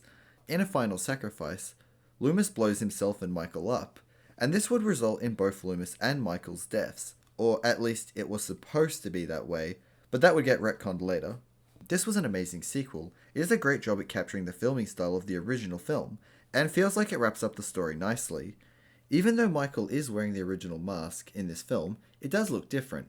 That's because it was kept in poor conditions, and the new actor for Michael was wider, so it stretches the mask a bit. This results in Michael's eyes being able to be seen. While this is definitely a downgrade from the original, it's still nowhere near as bad as the masks would get. Halloween 2 was a big success, so you think they would bring Michael back again, right? Wrong! Halloween 3's Season of the Witch has nothing to do with Michael at all. Halloween 3 is a frickin' roller coaster. It's just so bizarre. So the original Halloween was going to be an anthology series of movies, having every movie follow a different Halloween related story. Halloween 3 is the first and only attempt at this. So I'll try to explain the plot as best I can, but it's actually just so freaking weird. So this crazy sounding man holding a Halloween mask is sent to a hospital, uttering lots of warnings, saying they're all going to die, and stuff like that. Once he falls asleep, a mysterious man in a suit walks into the hospital and kills the crazy dude with his bare hands. He then proceeds to walk outside, sits in his car, pours gasoline on himself, and lights himself on fire. What the hell? What a way to start a film. It's actually pretty intriguing. This sparks the doctor and the crazy guy's daughter to investigate the mask factory. As the movie progresses, we discover that something strange is being done to the masks in the secret final process of their development. This is reinforced when a lady finds one of the tags from a mask. It seems to have some computer chip in it. As she messes with the tag, a laser shoots out and fucks up her face. After she dies, a bug crawls out of her face, foreshadowing what's to come. As our main character starts investigating the factory more, agent-like men attack him. After our main character kills one of the agents, he starts spewing out what looks like egg yolk. It's revealed that all the agents and workers at the factory are robots. That's why they spew egg yolk, I guess. But even after he kills one android, more eventually come and overpower him. Then the main villain reveals that they have had androids since 1785. Don't know why that matters, but we have that info, so do with that as you please. Now, at the beginning of the film, there was a news report saying that a part of Stonehenge was stolen, and that pays off here, I guess. Apparently the mask company stole a piece of Stonehenge. The main villain makes a point of how difficult it was to steal and move to the facility, but he never actually tells us how, so what's the point in highlighting it like that? Oh yeah, and apparently Stonehenge is magic or something. Look man, don't shoot the messenger, I'm just telling you what's happening in the film. But it gets even weirder. They are putting tiny bits of Stonehenge in all the masks.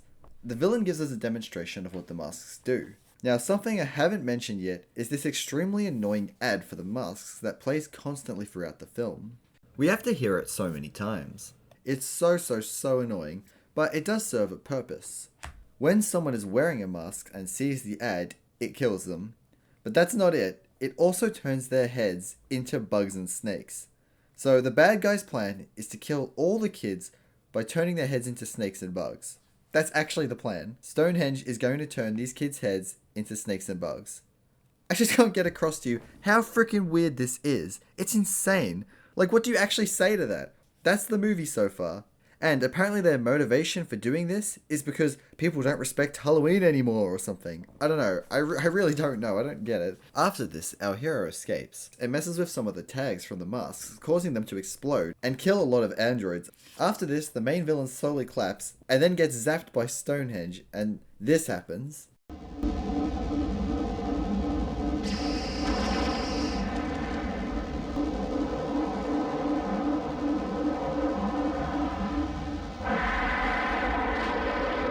I have no idea what's happening here. Is he dying? Is he being teleported? Is he even human? I have zero clue, and we will never know, so I guess you'll just have to live with that. But even after this, it's too late to stop their plan, because the movie ends with the ad playing and implying that all the kids in the country die.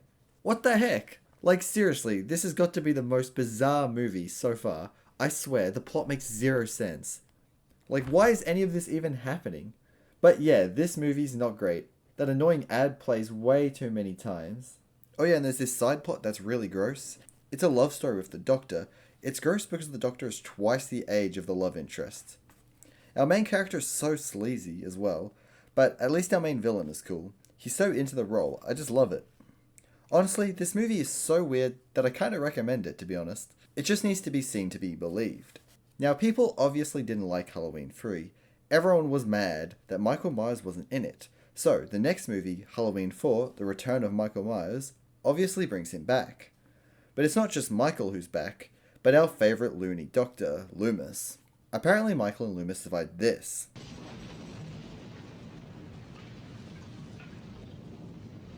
Loomis escapes with minor burns, but other than that he's fine, and Michael survives with serious burns, and is in a coma. Apparently being in a coma allows you to survive being shot a whole lot, and also being cooked alive. But someone didn't survive our time jump of 10 years, and that's Laurie. Laurie was killed in a car crash between movies, so Michael's new target for this film is Jamie, Laurie's daughter. I'm personally not a big fan of Michael's new mask in this new film. It just doesn't have the same depth as the original mask, but it's not too bad, especially when compared to later masks. Now to be honest, this movie isn't too special. It kinda just does what you would expect, Michael hunting Jamie. And most of the kills are pretty boring, except this one.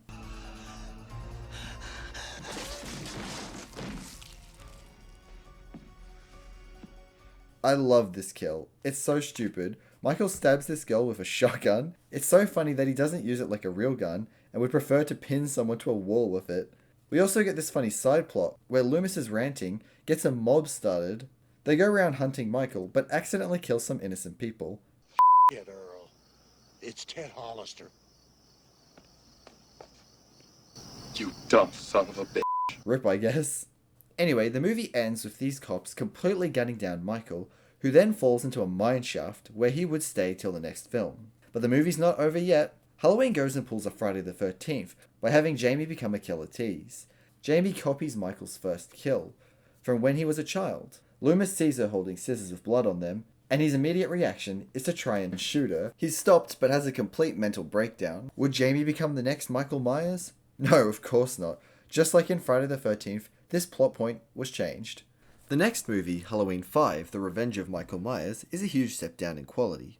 While Part 4 had some lazy moments like this clip where Michael is wearing a pink mask, with white hair instead of his normal mask, this movie would take the cake for laziness. For one, the Myers house looks nothing like the Myers house in the original. Please don't try to tell me these are the same. The sound design and editing are extremely lazy. There's these two cops, and every time they show up, these weird sound effects play. Listen. All clear. Nothing above, nothing below. Like seriously, I didn't even edit that sound in. I know it sounded like I could have, but I swear I didn't. This is all the movie, for real. I can't believe how stupid this is. Are you actually serious? Those sounds in a horror movie? Whatever, we have more to cover in this garbage movie. This movie begins exactly where we left Michael in the last film. The cops shoot Michael, he then falls into the mine. This time, we get to see the cops throw dynamite down in the mine, just to make sure he's dead, which I respect, you gotta double tap. But, of course Michael escapes. He climbs out through a small cave, landing in a river, where one of the dumbest and funniest scenes plays. He has this scene where Michael is just floating down a river with the Halloween theme playing. It just looks so dumb. Michael looks so freaking goofy. He looks kinda fat in the scene as well, because he's wearing safety gear under the outfit. This gets even dumber when Michael washes up in some weird hobo shack. Michael goes to kill the guy living in here, but passes out. For some unknown insanely dumb reason, this guy takes care of Michael. We then get some text letting us know it's been a full year since the last film. Michael wakes up in the same place. That's right, this hobo guy looked after Michael for an entire year. He's been there an entire year! How the hell does this make any sense? Another thing that doesn't make sense is the explanation to why Jamie tried to kill at the end of the last film. Apparently she has a psychic link with Michael, and I guess Michael tried to make her kill, but she didn't actually kill anyone apparently, and she can't talk now, she's a mute. This results in some really painful scenes, like this part, where Jamie and a stuttering kid try to tell Loomis something. What did it sound? Big woman. A big woman? A big woman who works in the store. What? Jamie, Cookie woman. Cookie woman. Speaking of Loomis, he's completely off his rocker in this film. He was always pretty over the top and probably mad in the other films. But in this movie, he's just completely crazy and dangerous. At one point he uses Jamie as bait for Michael, and look what he does. You want her! Here she is! No! Little girl! Go and get your little girl! Let's play a game. Catch the little girl. Bro, that's not okay. Loomis loses it. In this scene while trapping Michael, he gets so worked up that he has a heart attack. This was yet again supposed to be Loomis's actual death, but that wouldn't last. Now for the big guy himself, Michael. His mask looks absolutely garbage. Just look at it. When he turns his head, it's not threatening at all. In fact, Michael isn't really threatening in this film, and he does things that feel out of character. Like when he spends a good amount of time trying to run people over. Overall, this movie is just not well planned. Its story is all over the place, and it would start to introduce an extremely stupid plot. Throughout the film, we see this mysterious shadowy man. He would later break Michael out of prison. Yes, Michael went to prison in the end of the film, and yes, it looks stupid. But the shadowy man, combined with Michael's new tattoo, would lead the Halloween franchise in a questionable direction. Halloween 6, The Curse of Michael Myers, is an extremely strange film. Now, before I get into this, I must say I haven't seen any of the Halloween movies past Halloween 4, The Return of Michael Myers, so I'll be watching reviews to make my points here, but I'll probably be a lot briefer on these movies. So, Curse of Michael Myers' main focus is on a cult. Apparently the shadowy man in the last film and Michael's tattoo was setting up the cult. This film's plot is extremely confusing and weird. It reveals that Michael has been infected by the Fawn, which is the cult, and this compels him to wipe out his entire bloodline on Halloween. This is a really dumb motivation. We didn't need an explanation to why Michael kills. The cult is led by Dr. Wynn, who was the doctor that briefly appeared in the original Halloween. Apparently he taught Michael to drive at the asylum, which was a small plot hole briefly addressed in the original. So yeah, that was him. Overall, this movie's plot just doesn't make much sense. This movie also has this annoying epilepsy moment, where it flashes lights all over this kill. And speaking of kills, they are all really forgettable. This is also the last movie with the original actor for Dr. Loomis. He unfortunately died before this movie could be completed, so he gets a lame off-screen death. Rest in peace, Loomis, my favourite Halloween character. The ending to this film is also really strange. Michael gets injected with a bunch of drugs. Don't really know what's in these. When Michael gets beaten up a bit, instead of bleeding, he starts leaking this drug. What? Why? How much did they give him? Bro, they must have replaced all his blood with that green goo. So freaking weird. What a way to end the original Halloween timeline, because the next film would partially reset the timeline. The next movie, Halloween H2O, aka Halloween 20 years later, in case you thought it was Halloween water, continues the Halloween timeline from Halloween 2, so it erases Halloween 4, 5, and 6. And of course, Halloween 3 isn't canon to any of the other films. This means Laurie is back, and her daughter, Jamie, never existed. In fact, she doesn't just not exist, she is replaced by Laurie's son. This movie plays out mostly like a typical slasher, with Michael slowly killing teens at a boarding school. There's a moment in this film where Michael Myers' mask is CGI. It looks so freaking bad. It reminds me a lot of the miscolored mask in part 4. This movie does have a few cool moments, like the fight between Laurie and Michael. It's cool to see how much Laurie has changed. She's become a fighter. Nice to see her change from the girl who drops her weapon next to Michael to a fighter who gets plenty of hits on Michael. She beats Michael, but before she can make sure he's finished, she's stopped. The cops stop her and put Michael in a body bag and get ready to take him away. But before the cops can take Michael's corpse away, Laurie hijacks the van. She is determined to make sure Michael stays dead. And as she predicted, Michael isn't dead. This ends in Laurie crashing the van. Michael ends up getting pinned under the van. Laurie takes this chance to finish Michael. Michael waves his hands in a very uncharacteristic show of fear, but Laurie doesn't hesitate to chop his head off. It's a step up from the terrible cult plotline that was happening in the original timeline. My biggest complaint about this film is Michael's mask. It looks terrible. I hate how clearly you can see his eyes. I feel it really takes away from the hollow shell of a man Michael is. Another thing I'd like to address is something I brought up in Jason Goes to Hell. We get a weird inconsistency. In this film, we can see Scream 2 playing on the TV. Now, this is weird because in Scream 1, they are watching Halloween 1. So does that mean that Halloween 1 is a film in H2O? No, of course not. It's just a small inconsistency, right? But if that would conclude the film, was having Michael's head chopped off enough to keep him down? I guess we'll find out in Halloween Resurrection. It opens with a flashback on how Michael survived. Apparently, before Laurie stole the ambulance with Michael's body bag in it, Michael got up and knocked out a paramedic, then switched clothes with the paramedic and put him in the body bag. He also crushed his throat so he couldn't speak. So when the body bag moves in H2O, it's not actually Michael, but a paramedic. So Laurie chopped off an innocent paramedic's head in H2O. So that means Michael is out there and ready to kill. After this flashback, we get a disappointing intro. Since the last film, Laurie's been put in an asylum. Michael doesn't hesitate breaking in. But Laurie evades him. Michael follows her to the roof, where she has somehow set up this trap using a crane. When the hell did she do this? Anyway, she hangs Michael over the edge of the roof, ready to drop him. But before she can, she has a moment of hesitation, remembering how she killed a paramedic. She goes to take Michael's mask off, but Michael grabs her and kills her, ending in a very unsatisfying death for such an iconic character. Now the rest of the film takes place out at the Myers house.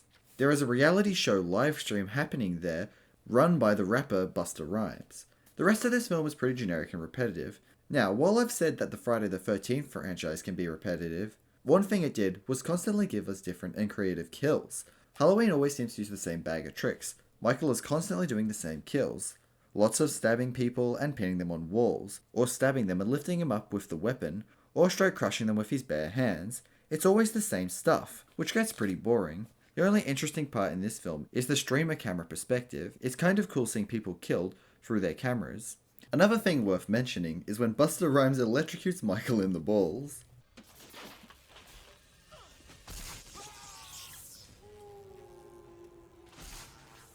Yeah, that actually happened. This movie flopped. This resulted in another timeline fracture.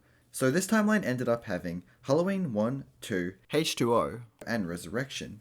Our next Halloween movie would completely reset the timeline, not being canon to any previous Halloween movies. The Halloween 2007 remake, or Rob Zombie's Halloween, is basically a recreation of the original Halloween. But before I get into the recreation bit, we have a lot of focus on child Michael. I don't personally like this, having so much of Michael's backstory being shared, since I think it takes away from his mystery. Michael is supposed to be mysterious, cold, and blank, but in this story he is driven out of anger. We see he was a victim of domestic abuse and bullying, and that's what drives him to kill. I'm also not personally a fan of Rob Zombie's style. It feels very crude and rough. This is shown in Michael's mask. I'm not really a fan of how dirty it is, but it's still better than most of the masks after Halloween 4. This Michael does do a good job at appearing intimidating. Michael is played by Tyler Mane, who is a wrestler. He's just perfect for the role, being very tall and well built. The rest of the movie plays out how you would expect. Pretty standard Michael stuff. He's still trying to kill Laurie, who is still his sister in this timeline. Overall, this movie isn't for me, but lots of fans liked it, so it got a sequel.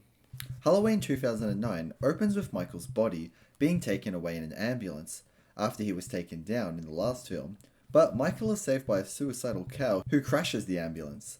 This opening scene is where we get a taste of how gory this film is. It's by far the most gruesome Halloween movie. This movie is brutal. It's so aggressive and raw in the way it goes about its kills. This movie has a weird segment where it copies the original Halloween by following Laurie to the hospital. Michael shows up and we get some cool recreations from the original Halloween too. But before we can get too far into these recreations, Laurie wakes up realizing it was a dream. What's actually happening is Michael's become a hobo who is eating his favorite snack from the original movie, dogs. He would then go into hiding for a year. Now the rest of the movie is pretty standard, minus this really weird subplot. Michael keeps seeing a ghostly version of his mother. Is this a hallucination or a ghost? Not sure. But what makes it even weirder is the fact that Laurie can see it too. It's super bizarre, and this leads the movie into a really bizarre ending. Michael has Laurie kidnapped in a shack, surrounded by police. Michael gets taken down. Then Laurie says she loves Michael. What? Why? You've only known him as a crazy serial killer who killed all your friends. In what world would you possibly love him? She then stabs and kills Michael, but what's weirder is she takes the mask and wears it. This lands her in an asylum where she can see the ghost mum as well. I'll be completely honest, I don't understand this at all. And I guess I never will, because this is the end of the Rob Zombie timeline. Again, this version of Michael is terrifying and brutal, which I can see as a big plus for the movie, but its weirdness really puts me off. There's just too many trippy ghost mum scenes. Rob Zombie also dips more into his normal movie styles, which I don't like. It's just far more crude than the last movie was. But with that, we conclude the Rob Zombie Halloween movies. We now move into the current Halloween timeline, Halloween 2018. Halloween 2018 restarts the timeline with only the original movie being canon. This means in this version of events, Laurie is not Michael's sister. Man, this movie is cool. It's honestly the best sequel since the original Halloween 2. This movie also has the second best Michael Myers mask. It looks so accurate to the original movie. It also has proper aged effects, unlike Rob Zombie's mask, which was way too over the top. This movie best captures the feel of the original film and has John Carpenter return to work on the series. I think this movie does an excellent job at capturing the fear that the original Michael Myers has. He's mysterious and doesn't have motivation for doing what he's doing. This movie's also filled to the brim with references and callbacks to all the Halloween films. My personal favourite being these kids wearing the masks from Halloween 3 Season of the Witch. Another amazing aspect of this film is Laurie. She's become an extremely paranoid doomsday prepper who's turned her whole house into a fortress. There's so much to love about this film that I could go on for ages about it. But to save you some time, I'll cover this scene where Laurie traps Michael in the basement and starts a fire. It's so cool. I love how Michael doesn't move or flinch. It feels so perfect. It feels so unhuman. I love it. He feels like he really fills the role of his name, the shape. He's just the shape of a human. No humanity inside. I love it. That's what he should be. The movie ends with a shot of the basement burning with no Michael inside. This movie was a big success, resulting in 2 sequels being planned. The next film, Halloween Kills, opens where we left off. Laurie's house burning down. Firefighters arrive swiftly to put out the fire, but meet a gruesome end. Man, this opening scene of Michael fighting the firefighters is crazy. It's so cool. You can see why they used it in all the marketing for this film. It's awesome. Now, while Halloween 2018 focused on how the original film's events affected Laurie, this film focuses more on its effects on the town. The main focus of this film is the townspeople forming a mob to hunt Michael. My personal favourite parts of this film are the flashbacks. These flashbacks are created with so much attention to detail. The house is amazing. Everything from Michael's mask to the filming techniques are absolutely amazing. And impressive how close to the original it is. Their recreation of Dr. Loomis blew me away. This film's main problem is its story. It doesn't really go anywhere since another film is planned. This film just acts kind of like a bridge from the last film to the next film. It's a middle movie, so it's not particularly special. It doesn't push the plot very far forwards and feels a little stagnant, but overall I think it's a really cool film. But will the next film in the next Halloween trilogy conclude the story well? Oh no, it will not.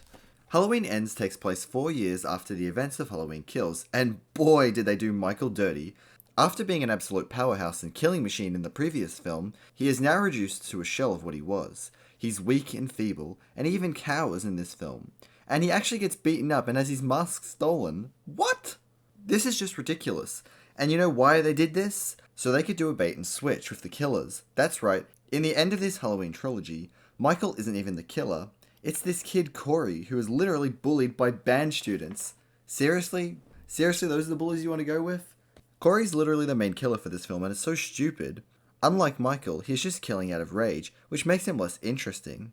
It's just so bizarre that for the final Halloween film of this trilogy, it would focus on random characters that we don't care about and have no connection to. The film also pushes the supernatural aspect of Michael. At first, Corey starts to sacrifice people to Michael, which makes him stronger. Michael also seems to transfer some evil into Corey with his eyes, but this doesn't make any sense. The movie is basically saying that Michael gets stronger from killing, right? Then shouldn't he be at his max strength, since in Halloween Kills, he killed more people than he ever really does? So, when did he get weak? It just makes no sense, it's just not explained.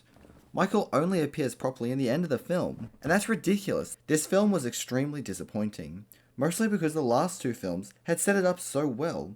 Then it feels like it just ditched the plot to do some completely random story. There's just so much wasted potential here. Overall, the Halloween franchise is a mess, even though it has my favourite slasher villain. Its sequel movies are just so bad and weird. It honestly pains me to put it as the 3rd worst franchise in this list, but it's just so bad. The timeline is just so confusing and scuffed, but I'll try to summarize it for you guys. We have Halloween 1 and 2 together. I'm going to count this as a timeline since Michael was supposed to die here. Then we have Season of the Witch, which is all by itself. Then we have Halloweens 1, 2, 4, 5, and 6. Then we have the H2O timeline, which contains 1, 2, H2O, and Resurrection. Then we have Rob Zombie's films that are completely separate. This includes the Rob Zombie film and Halloween 2 2009. And finally we have the current timeline, which contains the original Halloween, Halloween 2018, Halloween Kills, and Halloween Ends. The fact that we even need to map out these films just to figure out how we are supposed to watch them tells you a lot about the decline of the series, and to make this even more confusing, 3 of the films are called Halloween, just Halloween. That's so confusing, giving 3 films the exact same name. Most of the movies just can't capture the fear the shape held in the original film. But moving on from Halloween, number 2. The Texas Chainsaw Massacre. The Texas Chainsaw Massacre franchise currently has 9 movies. The original Texas Chainsaw Massacre is one of the best and most influential horror films of all time. It's really a unique film, but unfortunately nearly all the sequels would be nowhere near as amazing as the original film. None of them even really compete. None of them ever captures the magic of the first film. Now, if you thought Halloween's timeline was bad, well, get ready for a wild ride with Texas Chainsaw Massacre, because this franchise really goes off the rails. But before we get into that mess, let's start with the original. Now, the name of the film may make you think it's a horrific, gory film, but it's actually not. Most of the kills aren't that gory, and are filmed in ways that make it seem a lot worse than it actually is. People will see the imagery from the film and will often imagine it worse than it is. Like the meat hook scene doesn't really show much blood at all. This film's actually focused on psychological horror. Its amazing opening scene really gets you feeling uncomfortable when our teen protagonists pick up a very unstable hitchhiker who cuts himself and one of the survivors. Unlike all the other films we've covered, there's not one main killer, but a family of killers.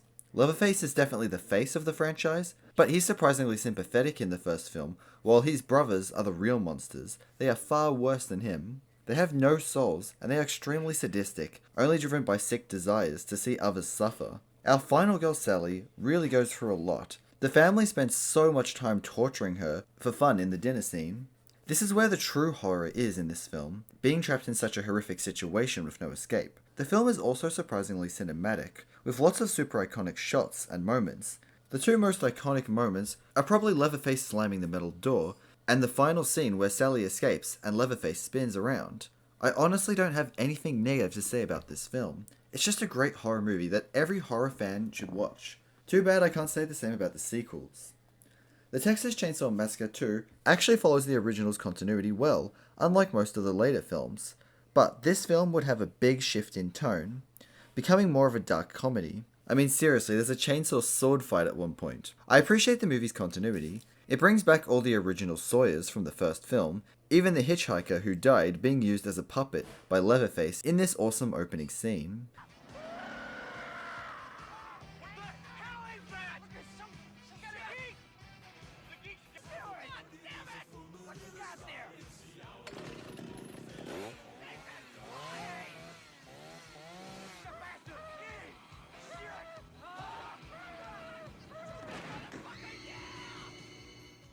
This film is where the family gets their name Sawyers as well. We also get an additional Sawyer brother, Chop Top. Chop Top is one of the highlights of this film. He's like the hitchhiker from the original, but like 2 times as crazy. He even has a metal plate in his head from Vietnam. He's quite an entertaining and unstable character. The main characters for this film is a radio host, who overheard the attack at the beginning of the film, and Lieutenant Lefty, a relative of Franklin from the first film. Lefty is hunting down the Sawyers, seeking revenge for killing Franklin in the first film. The main characters track down the Sawyers to this actually insane location, the Texas Battleland. This location definitely lives up to its name. The whole final act takes place here, and it's honestly insane. The set design is amazing. We get great chase shots in this crazy tunnel. There's another family dinner scene, and of course, my favorite bit, the chainsaw sword fight. In the lead up to the fight, Lefty just seems to lose it. He runs around like an insane person, chopping down the supports for the tunnels.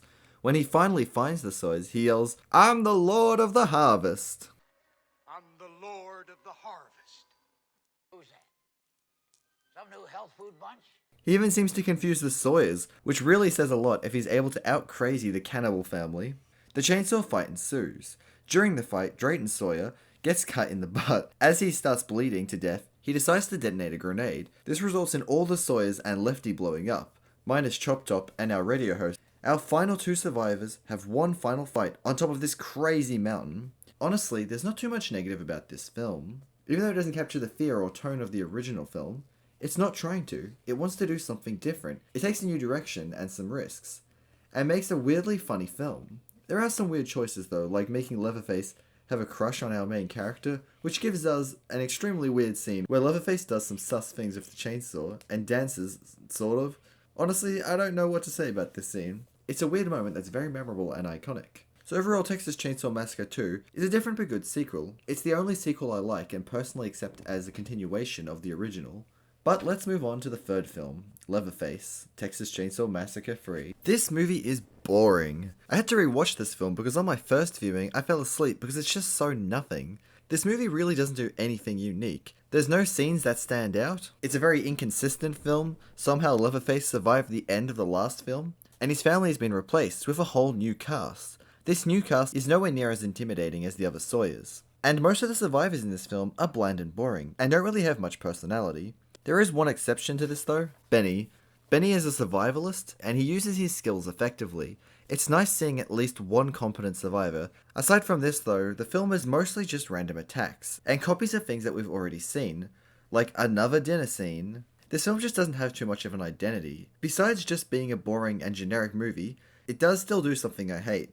They turn Leatherface into a rapist. He has a daughter, and it's implied that Leatherface did sus things to make this happen. Come on man, there's already cannibalism. I don't need this sort of stuff in the films. But honestly, I don't have much more to say on this film. I could go over the plot, but who really cares? It's just so nothing. So instead, let's just jump right into Texas Chainsaw Massacre: The Next Generation, easily the worst film. And that's quite an accomplishment considering later films in the franchise. This movie is just dreadful. Its main cast of survivors are either just nothing characters or annoying. This movie also gives us a new set of Sawyers to make up the family, except they're not Sawyers. Their family name has been retconned to be the Slaughters. The Sawyers are now the Slaughters. This film loves to copy the original. So many shots and moments are just straight up copies pulled from the original. We have the classic scenes of our final girl running through the woods, Leatherface cutting down the front door as the final girl runs upstairs, and of course our final girl diving out a window, and something that every Texas movie has had so far, a dinner scene. Now, as unoriginal as a lot of this movie is, there is one extreme unique feature to this film, and that would be the Illuminati's involvement. That's right, the Illuminati is in this film, and you might be thinking, wow, this will make the movie funny at least. Well, you'd be wrong if you thought that. It literally makes zero sense. It's very briefly mentioned earlier in the film. It's mentioned that potentially an agency is watching them, but it just sounds like crazy talk. But no, it's not crazy talk. During the mandatory dinner scene, a mysterious man shows up, says he wants them to know the true meaning of horror, then he shows off his weird belly, which has some crazy shit on it, then proceeds to lick our main character and leaves. What? What the hell is this? What the f*** was the point of that? Are you implying that all the Texas Chainsaw movies have been controlled by the Illuminati? I have no freaking clue! I don't get it. It's actually so freaking dumb, and serves no purpose. This whole movie is filled with dumb things like that. Like our main villain has a robot leg. I don't know why he has it, but it's just a weird choice. They also decided to bring the grandpa back even though we saw him die in the second film. Then we saw his corpse in the third film.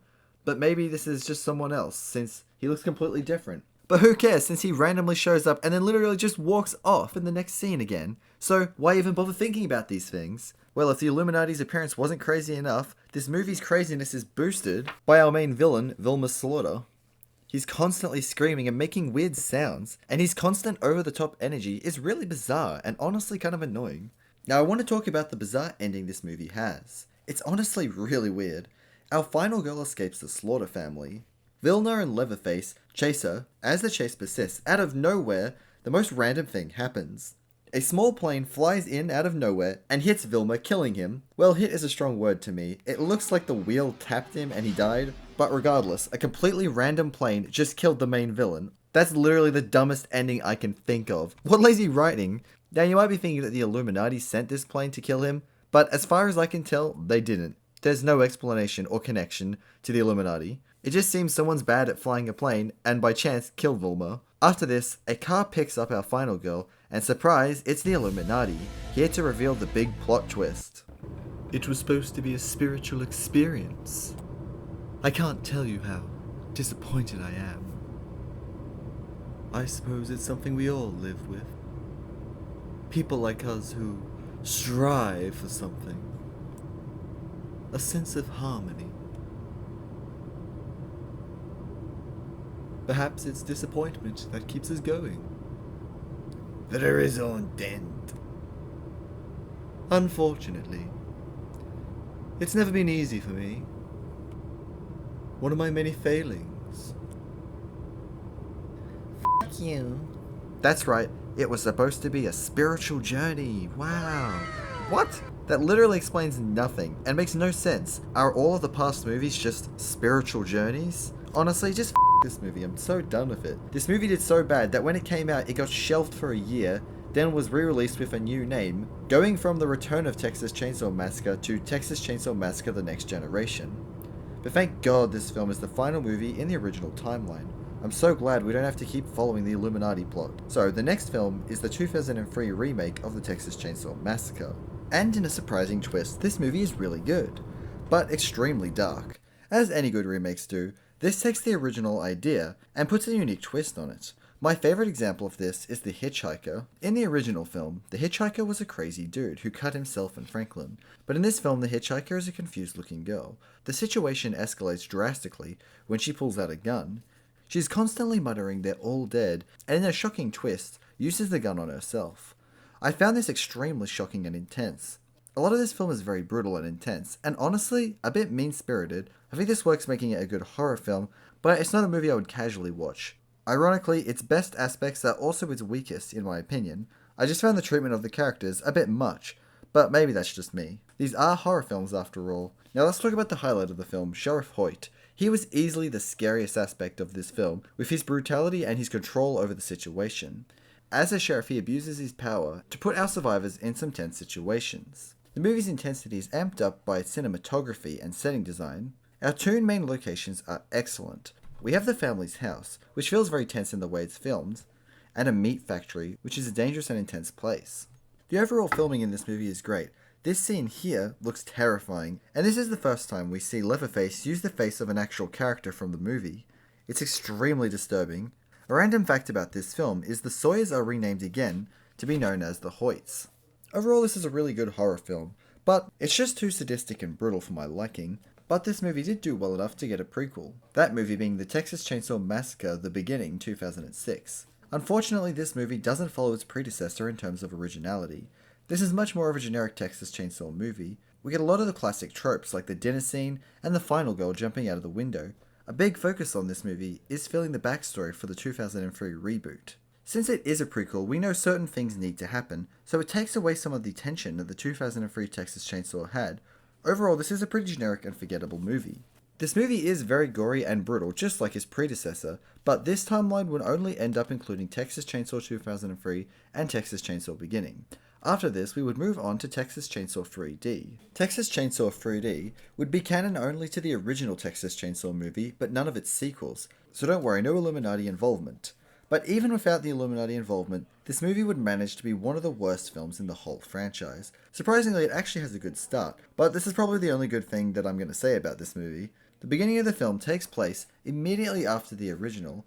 It does a great job at recreating the house from the original, and there's lots of returning actors who play different roles in the Sawyer house in the beginning, which is really cool. But other than this, the movie is a mess. We get a time jump 40 years later, but our main character, who was a baby in the beginning, is now in her 20s, so she should be at least 40. But moving away from this stupid era, let's move on to the stupid characters. This movie by far has the stupidest characters. They are constantly doing stupid things, like when this guy tries to ram this gate, or when the main characters leave a total stranger in this huge house, and he inevitably starts robbing them, or when they're repetitively told they need to read this important note, and don't. It's pretty annoying just how dumb they constantly are. But another annoying aspect of this film is its plot. The plot tries to present Sawyers and Bubba in a sympathetic light. Now this isn't necessarily a bad idea, but they made it canon to the original, and they were frickin' monsters in that movie, killing, eating, and tormenting people with not a single sight of sympathy. It's just absurd to me that they would try this. There's also sort of a family feud with the Sawyers, and another family called the Hartmans. The Hartmans are presented as the villains of the story, and yes, they're bad people, but they aren't frickin' cannibals. Honestly, it's just a mess. This being a 3D movie means we are obviously in for some in-your-face moments. Like this part where Leatherface throws a chainsaw at the camera. It looks so freaking bad. But not as bad as this death scene where a man slides into a meat grinder. It looks like garbage. Why does it look so bad? Also, a small irritation I have with this scene is the sheriff sees this happen and it's just like, well, I didn't see nothing. And just lets Leatherface get away with this just because he didn't like the guy who went in the meat grinder. Bro, he's the sheriff. He can't just ignore that. But anyway, a big part of this film is our main character Heather is actually Leatherface's cousin. And this results in one of the worst lines I've ever heard in a Texas Chainsaw movie. Do your thing, cuz. This character, who was originally a pretty normal girl, very easily transitions into a killer extremely quickly.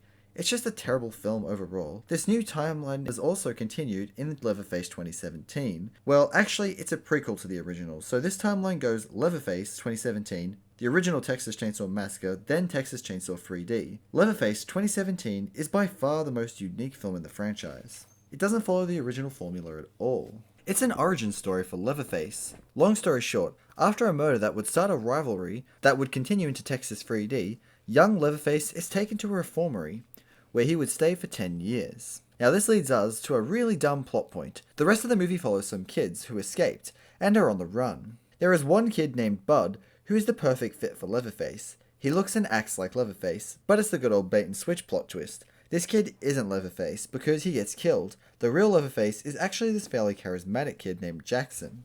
Now I get this was done to spice things up in the movie, but Bud makes a far more believable Leatherface. This twist is just kinda lame. Now while I appreciate the deviation from the normal Texas Chainsaw formula, this movie doesn't feel like one of them at all. A lot of this movie is spent following the kids traveling around. It's just not that fun really. The movie feels like it doesn't have many standout scenes and iconic shots. And honestly, even though it's unique, it's very forgettable in my opinion. But with Leatherface out of the way, that leaves us with one final film in the franchise, Texas Chainsaw Massacre 2022. How freaking stupid are these names? We basically have 3 movies in this franchise called Texas Chainsaw Massacre. We have the original, the 2003 remake, and this 2022 film. But back to the 2022 film, this movie is honestly a mixed bag. It has some really nice imagery, making for some very iconic shots.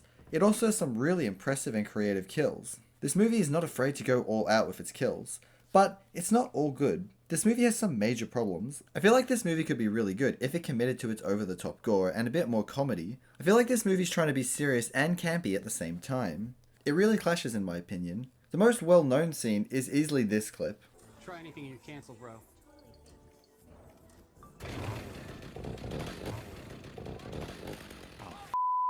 It feels very out of place in a Texas movie, and lots of people were instantly turned off by this. And honestly, I don't know how I feel about it. It's got to be satire, right? Either way, it's kinda funny. I mean, how stupid are these guys? They think they can stop a chainsaw killer by cancelling him. Bro, this guy has no stakes in society, or any social media, or any social presence in general. He does not give a shit if you cancel him. Either way, people didn't like the humor. Now, let's talk about my least favorite part of this film, Sally's return. Sally being the survivor from the original. This movie tries to copy the Halloween reboot by having Sally be like Laurie, becoming a paranoid survivalist. Now this could be cool, but it's not, trust me. She's completely underutilized in this film. She doesn't really show up till the final act. Then, instead of helping, she actively makes the situation worse by locking our main survivors in a car and using them for bait. She then confronts Leatherface, but he doesn't remember her, causing her to basically have a sook. She then finally decides to attack, resulting in this.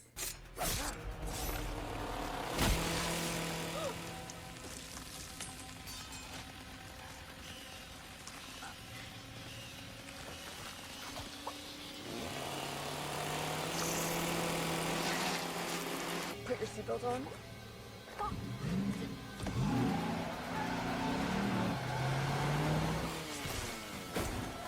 So she dies immediately. Pathetic. It's honestly actively annoying because she put our main characters in danger. What an absolute waste of a character. Oh wait, she's not dead yet. She somehow survived this long enough to tell this girl who was a school shooting survivor to use a gun. Then she dies in the trash. Fitting since her character was trash in this film. But as I mentioned, our main character is a school shooting survivor, which really dampens the mood. Now I don't want to touch on politics at all here, or seem unsympathetic, but scenes like the bus massacre are just depressing because they are sort of being compared to school shooting. Feels a bit heavy for a Texas Chainsaw film. Overall, I didn't personally like this film, but it's definitely not the worst film in the franchise. It's probably a mid-tier movie, but I just didn't like it. Maybe I have Texas Chainsaw fatigue at this point. Overall, the Texas Chainsaw Massacre franchise is a messy, lazy franchise. It's had like 4 timelines, the family has had like 3 names, and they're constantly redoing stuff. so I think it easily earned the second lowest ranked position on this list. But now, the moment you might have been waiting for. What is the absolute worst horror franchise? Which franchise gets the worst the fastest? Number 1. Hellraiser. Hellraiser currently has 11 films. And boy are they a flaming hot mess. This franchise has no direction, no quality control, many behind the scenes issues, and has no shame in reusing plots or straight up getting scripts from other films and using them for their movies. But before the movies devolved to that mess, we have the first Hellraiser. The first Hellraiser is a really unique horror film. It's got really impressive effects, mostly, and isn't afraid to get dark. It's gory and unsettling, and it never eases up on this. Now most people when they think of Hellraiser will probably think of Pinhead and the Cenobites, but in the original film, they aren't the main antagonists. They're more of a neutral party, they don't even show up till halfway through the film. The main antagonist is Frank. Frank died after messing with the box, a connection between our world and hell. After being trapped in hell, he's found a way to escape, and it involves blood. Frank is a great manipulator and manipulates his brother's wife Julie to lure men to their house, to kill them and use their blood to bring Frank back. This pair of villains is an unsettling duo. The constant lies and manipulation from these two is scary. It makes an interesting plot. And on top of them we have the Cenobites. Now, as I said earlier, they aren't the main villains of this film, but they do add an extra layer of dread.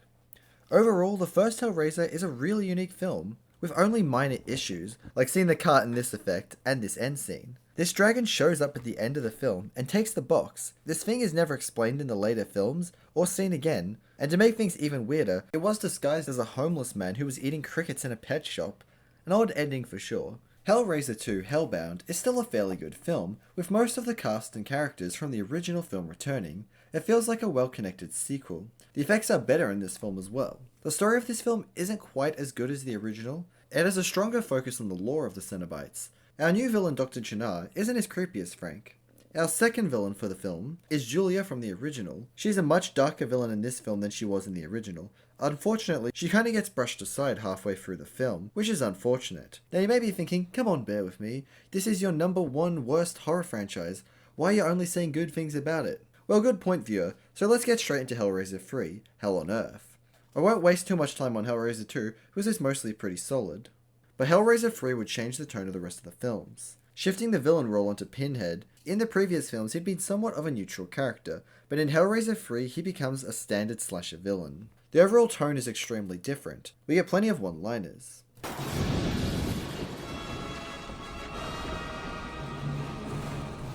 I am the way. There was also a location change. This change from filming in England to filming in America really changes the tone. All these changes make it feel very separate to the first two. Even though this movie is alright, it marks the beginning of the decline for the Hellraiser films. This is where they lose sight of what made the original two films so special. Despite this disconnect with the original films, the movie somewhat follows the continuity from the originals. The film is a mixed bag when it comes to effects. Some are really awesome, and some are downright terrible. And man, the new Cenobites made by Pinhead are bad. They look so shit compared to the original gang. But overall, the action is fun. They don't hold back when it comes to the massacre. So if you love classic slashers with action, this will easily satisfy you. It is really cool. But for me, this isn't what Hellraiser is about. It's perfectly shown in how different Pinhead's personality is. He went from a very neutral and impassive side villain to the one-liner main antagonist who goes around causing chaos. Not being a generic slasher really made Hellraiser stand out, but this takes away from that. But this movie has nothing on how bad Hellraiser Bloodline is, aka the space one. Yep, that's right. To put this into perspective, it took Friday the 13th 10 movies to get to space, while it only took Hellraiser 4 movies. But it's not just about space. The movie is divided into 3 timelines to follow. We have the space timeline, the present timeline, and the 18th century timeline. The movie is a mess. It's trying to do too much for its own good. While watching this film, the acting really stood out as bad to me. The lines just felt so awkward in their delivery. Despite the total mess this movie is, it somehow manages to keep fairly consistent with the plot of the last film. This film again is a mixed bag when it comes to effects. It has some horrendously bad CGI, but some really neat practical effects. The space station that the final act of the film takes place at is actually sort of a transformer that turns into the box. The space station is a trap to destroy Pinhead and the Cenobites, and as far as I can tell, Pinhead actually dies here. This part actually made me laugh so hard. It's so goofy that the space station is the box. And I can't believe this is how Pinhead dies. Now, while this isn't the last movie, not by a long shot, it is the furthest in the timeline. So yeah, Pinhead dies in space. This movie would mark the end of an era for Hellraiser. All the other Hellraiser movies would be direct to DVD. Even though Bloodline was pretty bad, it would pale in comparison to how bad the next films would be. Now, with the next 3 films, I'll sort of bunch them together since they all have extremely similar plots. Hellraiser Inferno, Hellseeker, and Deader are unbelievably bad. All the movies do that annoying thing where the main character realizes it isn't real and wakes up. Now that may sound annoying by itself, but it happens constantly throughout the films. Weird hell stuff starts to happen, then suddenly they wake up. Then this will just happen again and again. Hellseeker was particularly bad with this. It happened an absurd number of times. I probably should have counted how many times it happened, but I couldn't bring myself to rewatch it to find out. But anyway, the plot isn't entertaining, because if everything turns out to be fake, then why care? This also makes everything that happens in a scene less interesting and important because it's not real, and probably won't push the plot forward. It's actually insane that this happened once, let alone 3/4 times, but I'll get into the 4th one later. All 3 movies basically copy that structure. Now that may sound completely horrible, and it is, but these movies do something else incredibly bad and lazy. The scripts for these movies weren't originally written to be Hellraiser scripts. They were scripts for other films that were repurposed to be Hellraiser movies, meaning they shoved Pinhead and the box into these films, and it really shows. The Hellraiser parts don't fit in at all with the main plots of the films. It's painfully obvious. A perfect example of this is Hellraiser Inferno's villain. Throughout Inferno we follow Joseph, a cop. He's tracking a killer called the Engineer, and it's a big mystery. At the end it's revealed that his therapist is the villain, manipulating things, but after we get the reveal that it's the therapist, we get a long monologue, then another reveal that the therapist is Pinhead. You can clearly see that the plot originally intended for the Engineer to be the therapist, but they just shoved Hellraiser in. That's honestly how all 3 of these films feel. The Cenobites barely appear in the movies at all, and when they do, it feels like it's just to fit the Hellraiser quota. And like any bad movie, the effects are mostly trash. As I brought up before, Hellraiser Inferno follows Joseph, and man is he horrible to watch. He is such a bad person. Every chance he gets to do something bad, he does. He cheats on his wife, frames his partner for a murder. He's just horrible. And yes, that's the point of his character. That's why he's revealed to be in hell, but it still doesn't make following him any fun. Then in Hellraiser Seeker, they bring back Christy from the first 2 films, but they completely waste her character. She's only briefly in the beginning and the end, and worse, they make her a murderer. Now 2 of the kills you could maybe justify, but 3 are just crazy. I really don't like how they treated Kirsty in this film. It would honestly be better if they just left her out. Hellraiser Deader is a bit different from the previous 2. Our main character isn't in hell, but there's still tons of fake outs in it, and the imagery in this film is really weird. I didn't like anything to do with the train parts. Sorry, I won't even be able to show anything relating to it either, because it's very inappropriate. Now this is very nitpicky, but what kind of name is Deader? It sounds so stupid. Being dead is not a spectrum thing. You can't be any more or less dead. Now let's move on to Hellraiser Hellworld. Hellworld is a little bit of a step up, but not by much at all. There are some cool actors in this film. We have Lance Henriksen from Aliens. He's the android in Aliens. And Henry Cavill, who's Superman and Geralt in The Witcher. It was really cool seeing these actors. This movie didn't take itself too seriously, which made it more tolerable to watch than the last 3 films. But this movie also suffered from the same mistakes. Yet again, it doesn't feel like a Hellraiser film. It just feels like Hellraiser was shoved in as an afterthought. In fact, the real Pinhead doesn't show up in the main plot, but in a throwaway scene at the end. But yeah, that's right, nothing is real in this movie, just like the last 3 films. But this time, it's not a dream or hell, but drugs. The villain drugs our main characters, so basically everything isn't real. When did they decide that this is what Hellraiser is about? Why do we need 4 films when nothing is what it is? It's so frustrating. While watching all these horror movies for this video, these 4 Hellraisers were the closest to breaking me. It took so much effort just to tolerate them. We now reach the 9th Hellraiser film, Hellraiser Revelations. This is by far the lowest quality film, in terms of filming, but believe it or not, after 4 films of the same plot, we finally get a different story. But that can't make up for the absolutely insane fact that Hellraiser Revelation was filmed in only 3 weeks. That's right, only 3 weeks! The studio was going to lose the rights to the franchise if they didn't get a movie out fast. And by God, did they get one out very fast. And boy does it show. This film is broken up into 2 stories. One is found footage, literally the cheapest and quickest thing they could have done, and the other takes place in a house. It feels a lot like a soap opera. Honestly, it looked like that show Home and Away. Just the way they filmed it, paired with the acting and family drama, all taking place in one bland house, gave it that feel. It truly is the worst film when it comes to the quality of production. But we can't talk about this film without addressing the elephant in the room, and that's the fact that this is the first film to not have Doug Bradley playing Pinhead. The script and situation was so terrible that Doug Bradley decided to decline the script. And without Doug, Pinhead is just nothing. He understands and performs the character so perfectly. Even with all the terrible movies, he is always a major highlight, and without him, Hellraiser suffers greatly. I could go over all the plot points, but why bother? I think this tells you everything you need to know about the quality of this film. Most people consider this to be the worst film, and it's hard to argue that, but this wasn't my least favourite. That honour probably goes to Deader or Hellseeker. It was just so tiring seeing the same thing repeated, so I was probably just sick of Hellraiser at that point. Probably not the best mindset to be in when trying to write an unbiased review, but hey, that's how I felt. But for that we only have 2 more Hellraiser films to bear with. The next being Hellraiser Judgment, the 10th film.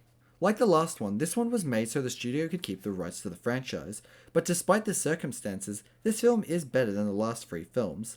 At least it's very stylized, and has enough unique aspects to stand out from the rest. It's a very odd film to say the least. People are taken to be judged, and it involves a very weird process. We have this guy eating paper, then spewing it into a tube, which naked ladies would then roll around in. So freaking gross and weird. I really didn't like it. Outside of this, there is a plot about detectives tracking down a killer. But plot twist, the killer is one of the detectives. Basically, he's killing to get revenge on his other cop brother who's sleeping with his wife or something. But the weird part about this is he's trying to make a trade of Pinhead, trading his cheating brother's soul for his. But boom! Plot twist, an angel doesn't want Pinhead to kill this crazy killer, because heaven needs him because he causes fear in sinners. That's just so stupid. Like, that's just really dumb. But whatever. Pinhead also thinks this is stupid, so he kills the angel. But God doesn't like that, so he banishes Pinhead to Earth, turning him into a human. It's a really weird film, and a really weird situation. But also, back in Hellraiser 4, we see Pinhead die in the future on the space station, so at some point after this, he needs to turn back into a Cenobite. But we obviously don't see that, or find out why, because we only have 1 film left. Hellraiser 2022. This film is actually not bad, well, at least compared to the last films. I would solidly place this in the middle of the Hellraiser films in terms of quality. This film seems to have more of an understanding of what Hellraiser films are, having more of the lore included, like the Leviathan from Hellraiser 2. I also like some ideas presented, like the box having multiple configurations before it becomes the Leviathan configuration we saw in Hellraiser 2, and I like that each of the configurations has meaning, and the villain is sort of interesting. But this film does have flaws, like nearly all of the characters being uninteresting and unlikable. And something I didn't like was the designs of the Cenobites. They look too alien, and honestly a bit messy. To explain what I mean, take a look at the original designs. The outfit and their skins are very distinct, being black and white, making their clothes and body very distinct. Then there are their wounds. The black and white really allows the red wounds to be focused on. It made them somewhat neat in a weird way. While on these Cenobites, there is so much going on in these designs. They're a bit complex, and their colours are less defined. This makes the impact of the wounds less effective, because it's not as focused. But that's just what I think. But with that we conclude the last Hellraiser. The franchise has such a decline in quality, with some of the worst excuses for films, based on weird behind-the-scenes dramas, like buying scripts and rushing out films for licensing. Even before that, I feel there wasn't a need for sequels. The original tells a horrifying story that's extremely unique and dark. The second one continued the story well enough, and is a good film, but after, I just don't think any of the other films are necessary. None of them really capture what the first one did. That's why I think Hellraiser is easily the franchise that declines in quality the fastest. And with that, we have all 9 horror movie franchises ranked. I had to watch a total of 80 movies exactly to make this video, so I hope you enjoyed. Did you agree with my rankings? Let me know what order you think they belong in. And if you do think there's any other horror movie franchises that belong on this list, let me know. If this video does really well, then there are other horror franchises I could cover, like Amityville Horror, but there are 17 movies in that, so you guys are really gonna have to like it. Also, quick shout out to Dead Meat. His channel is by far the best horror related movie channel. His videos really helped with refreshing my memory on specific moments in the movies. And a shout out to Fez9, my best friend, for watching all those movies with me. His channel will be in the link in the description below. Anyway, thanks for bearing with me for this massive video.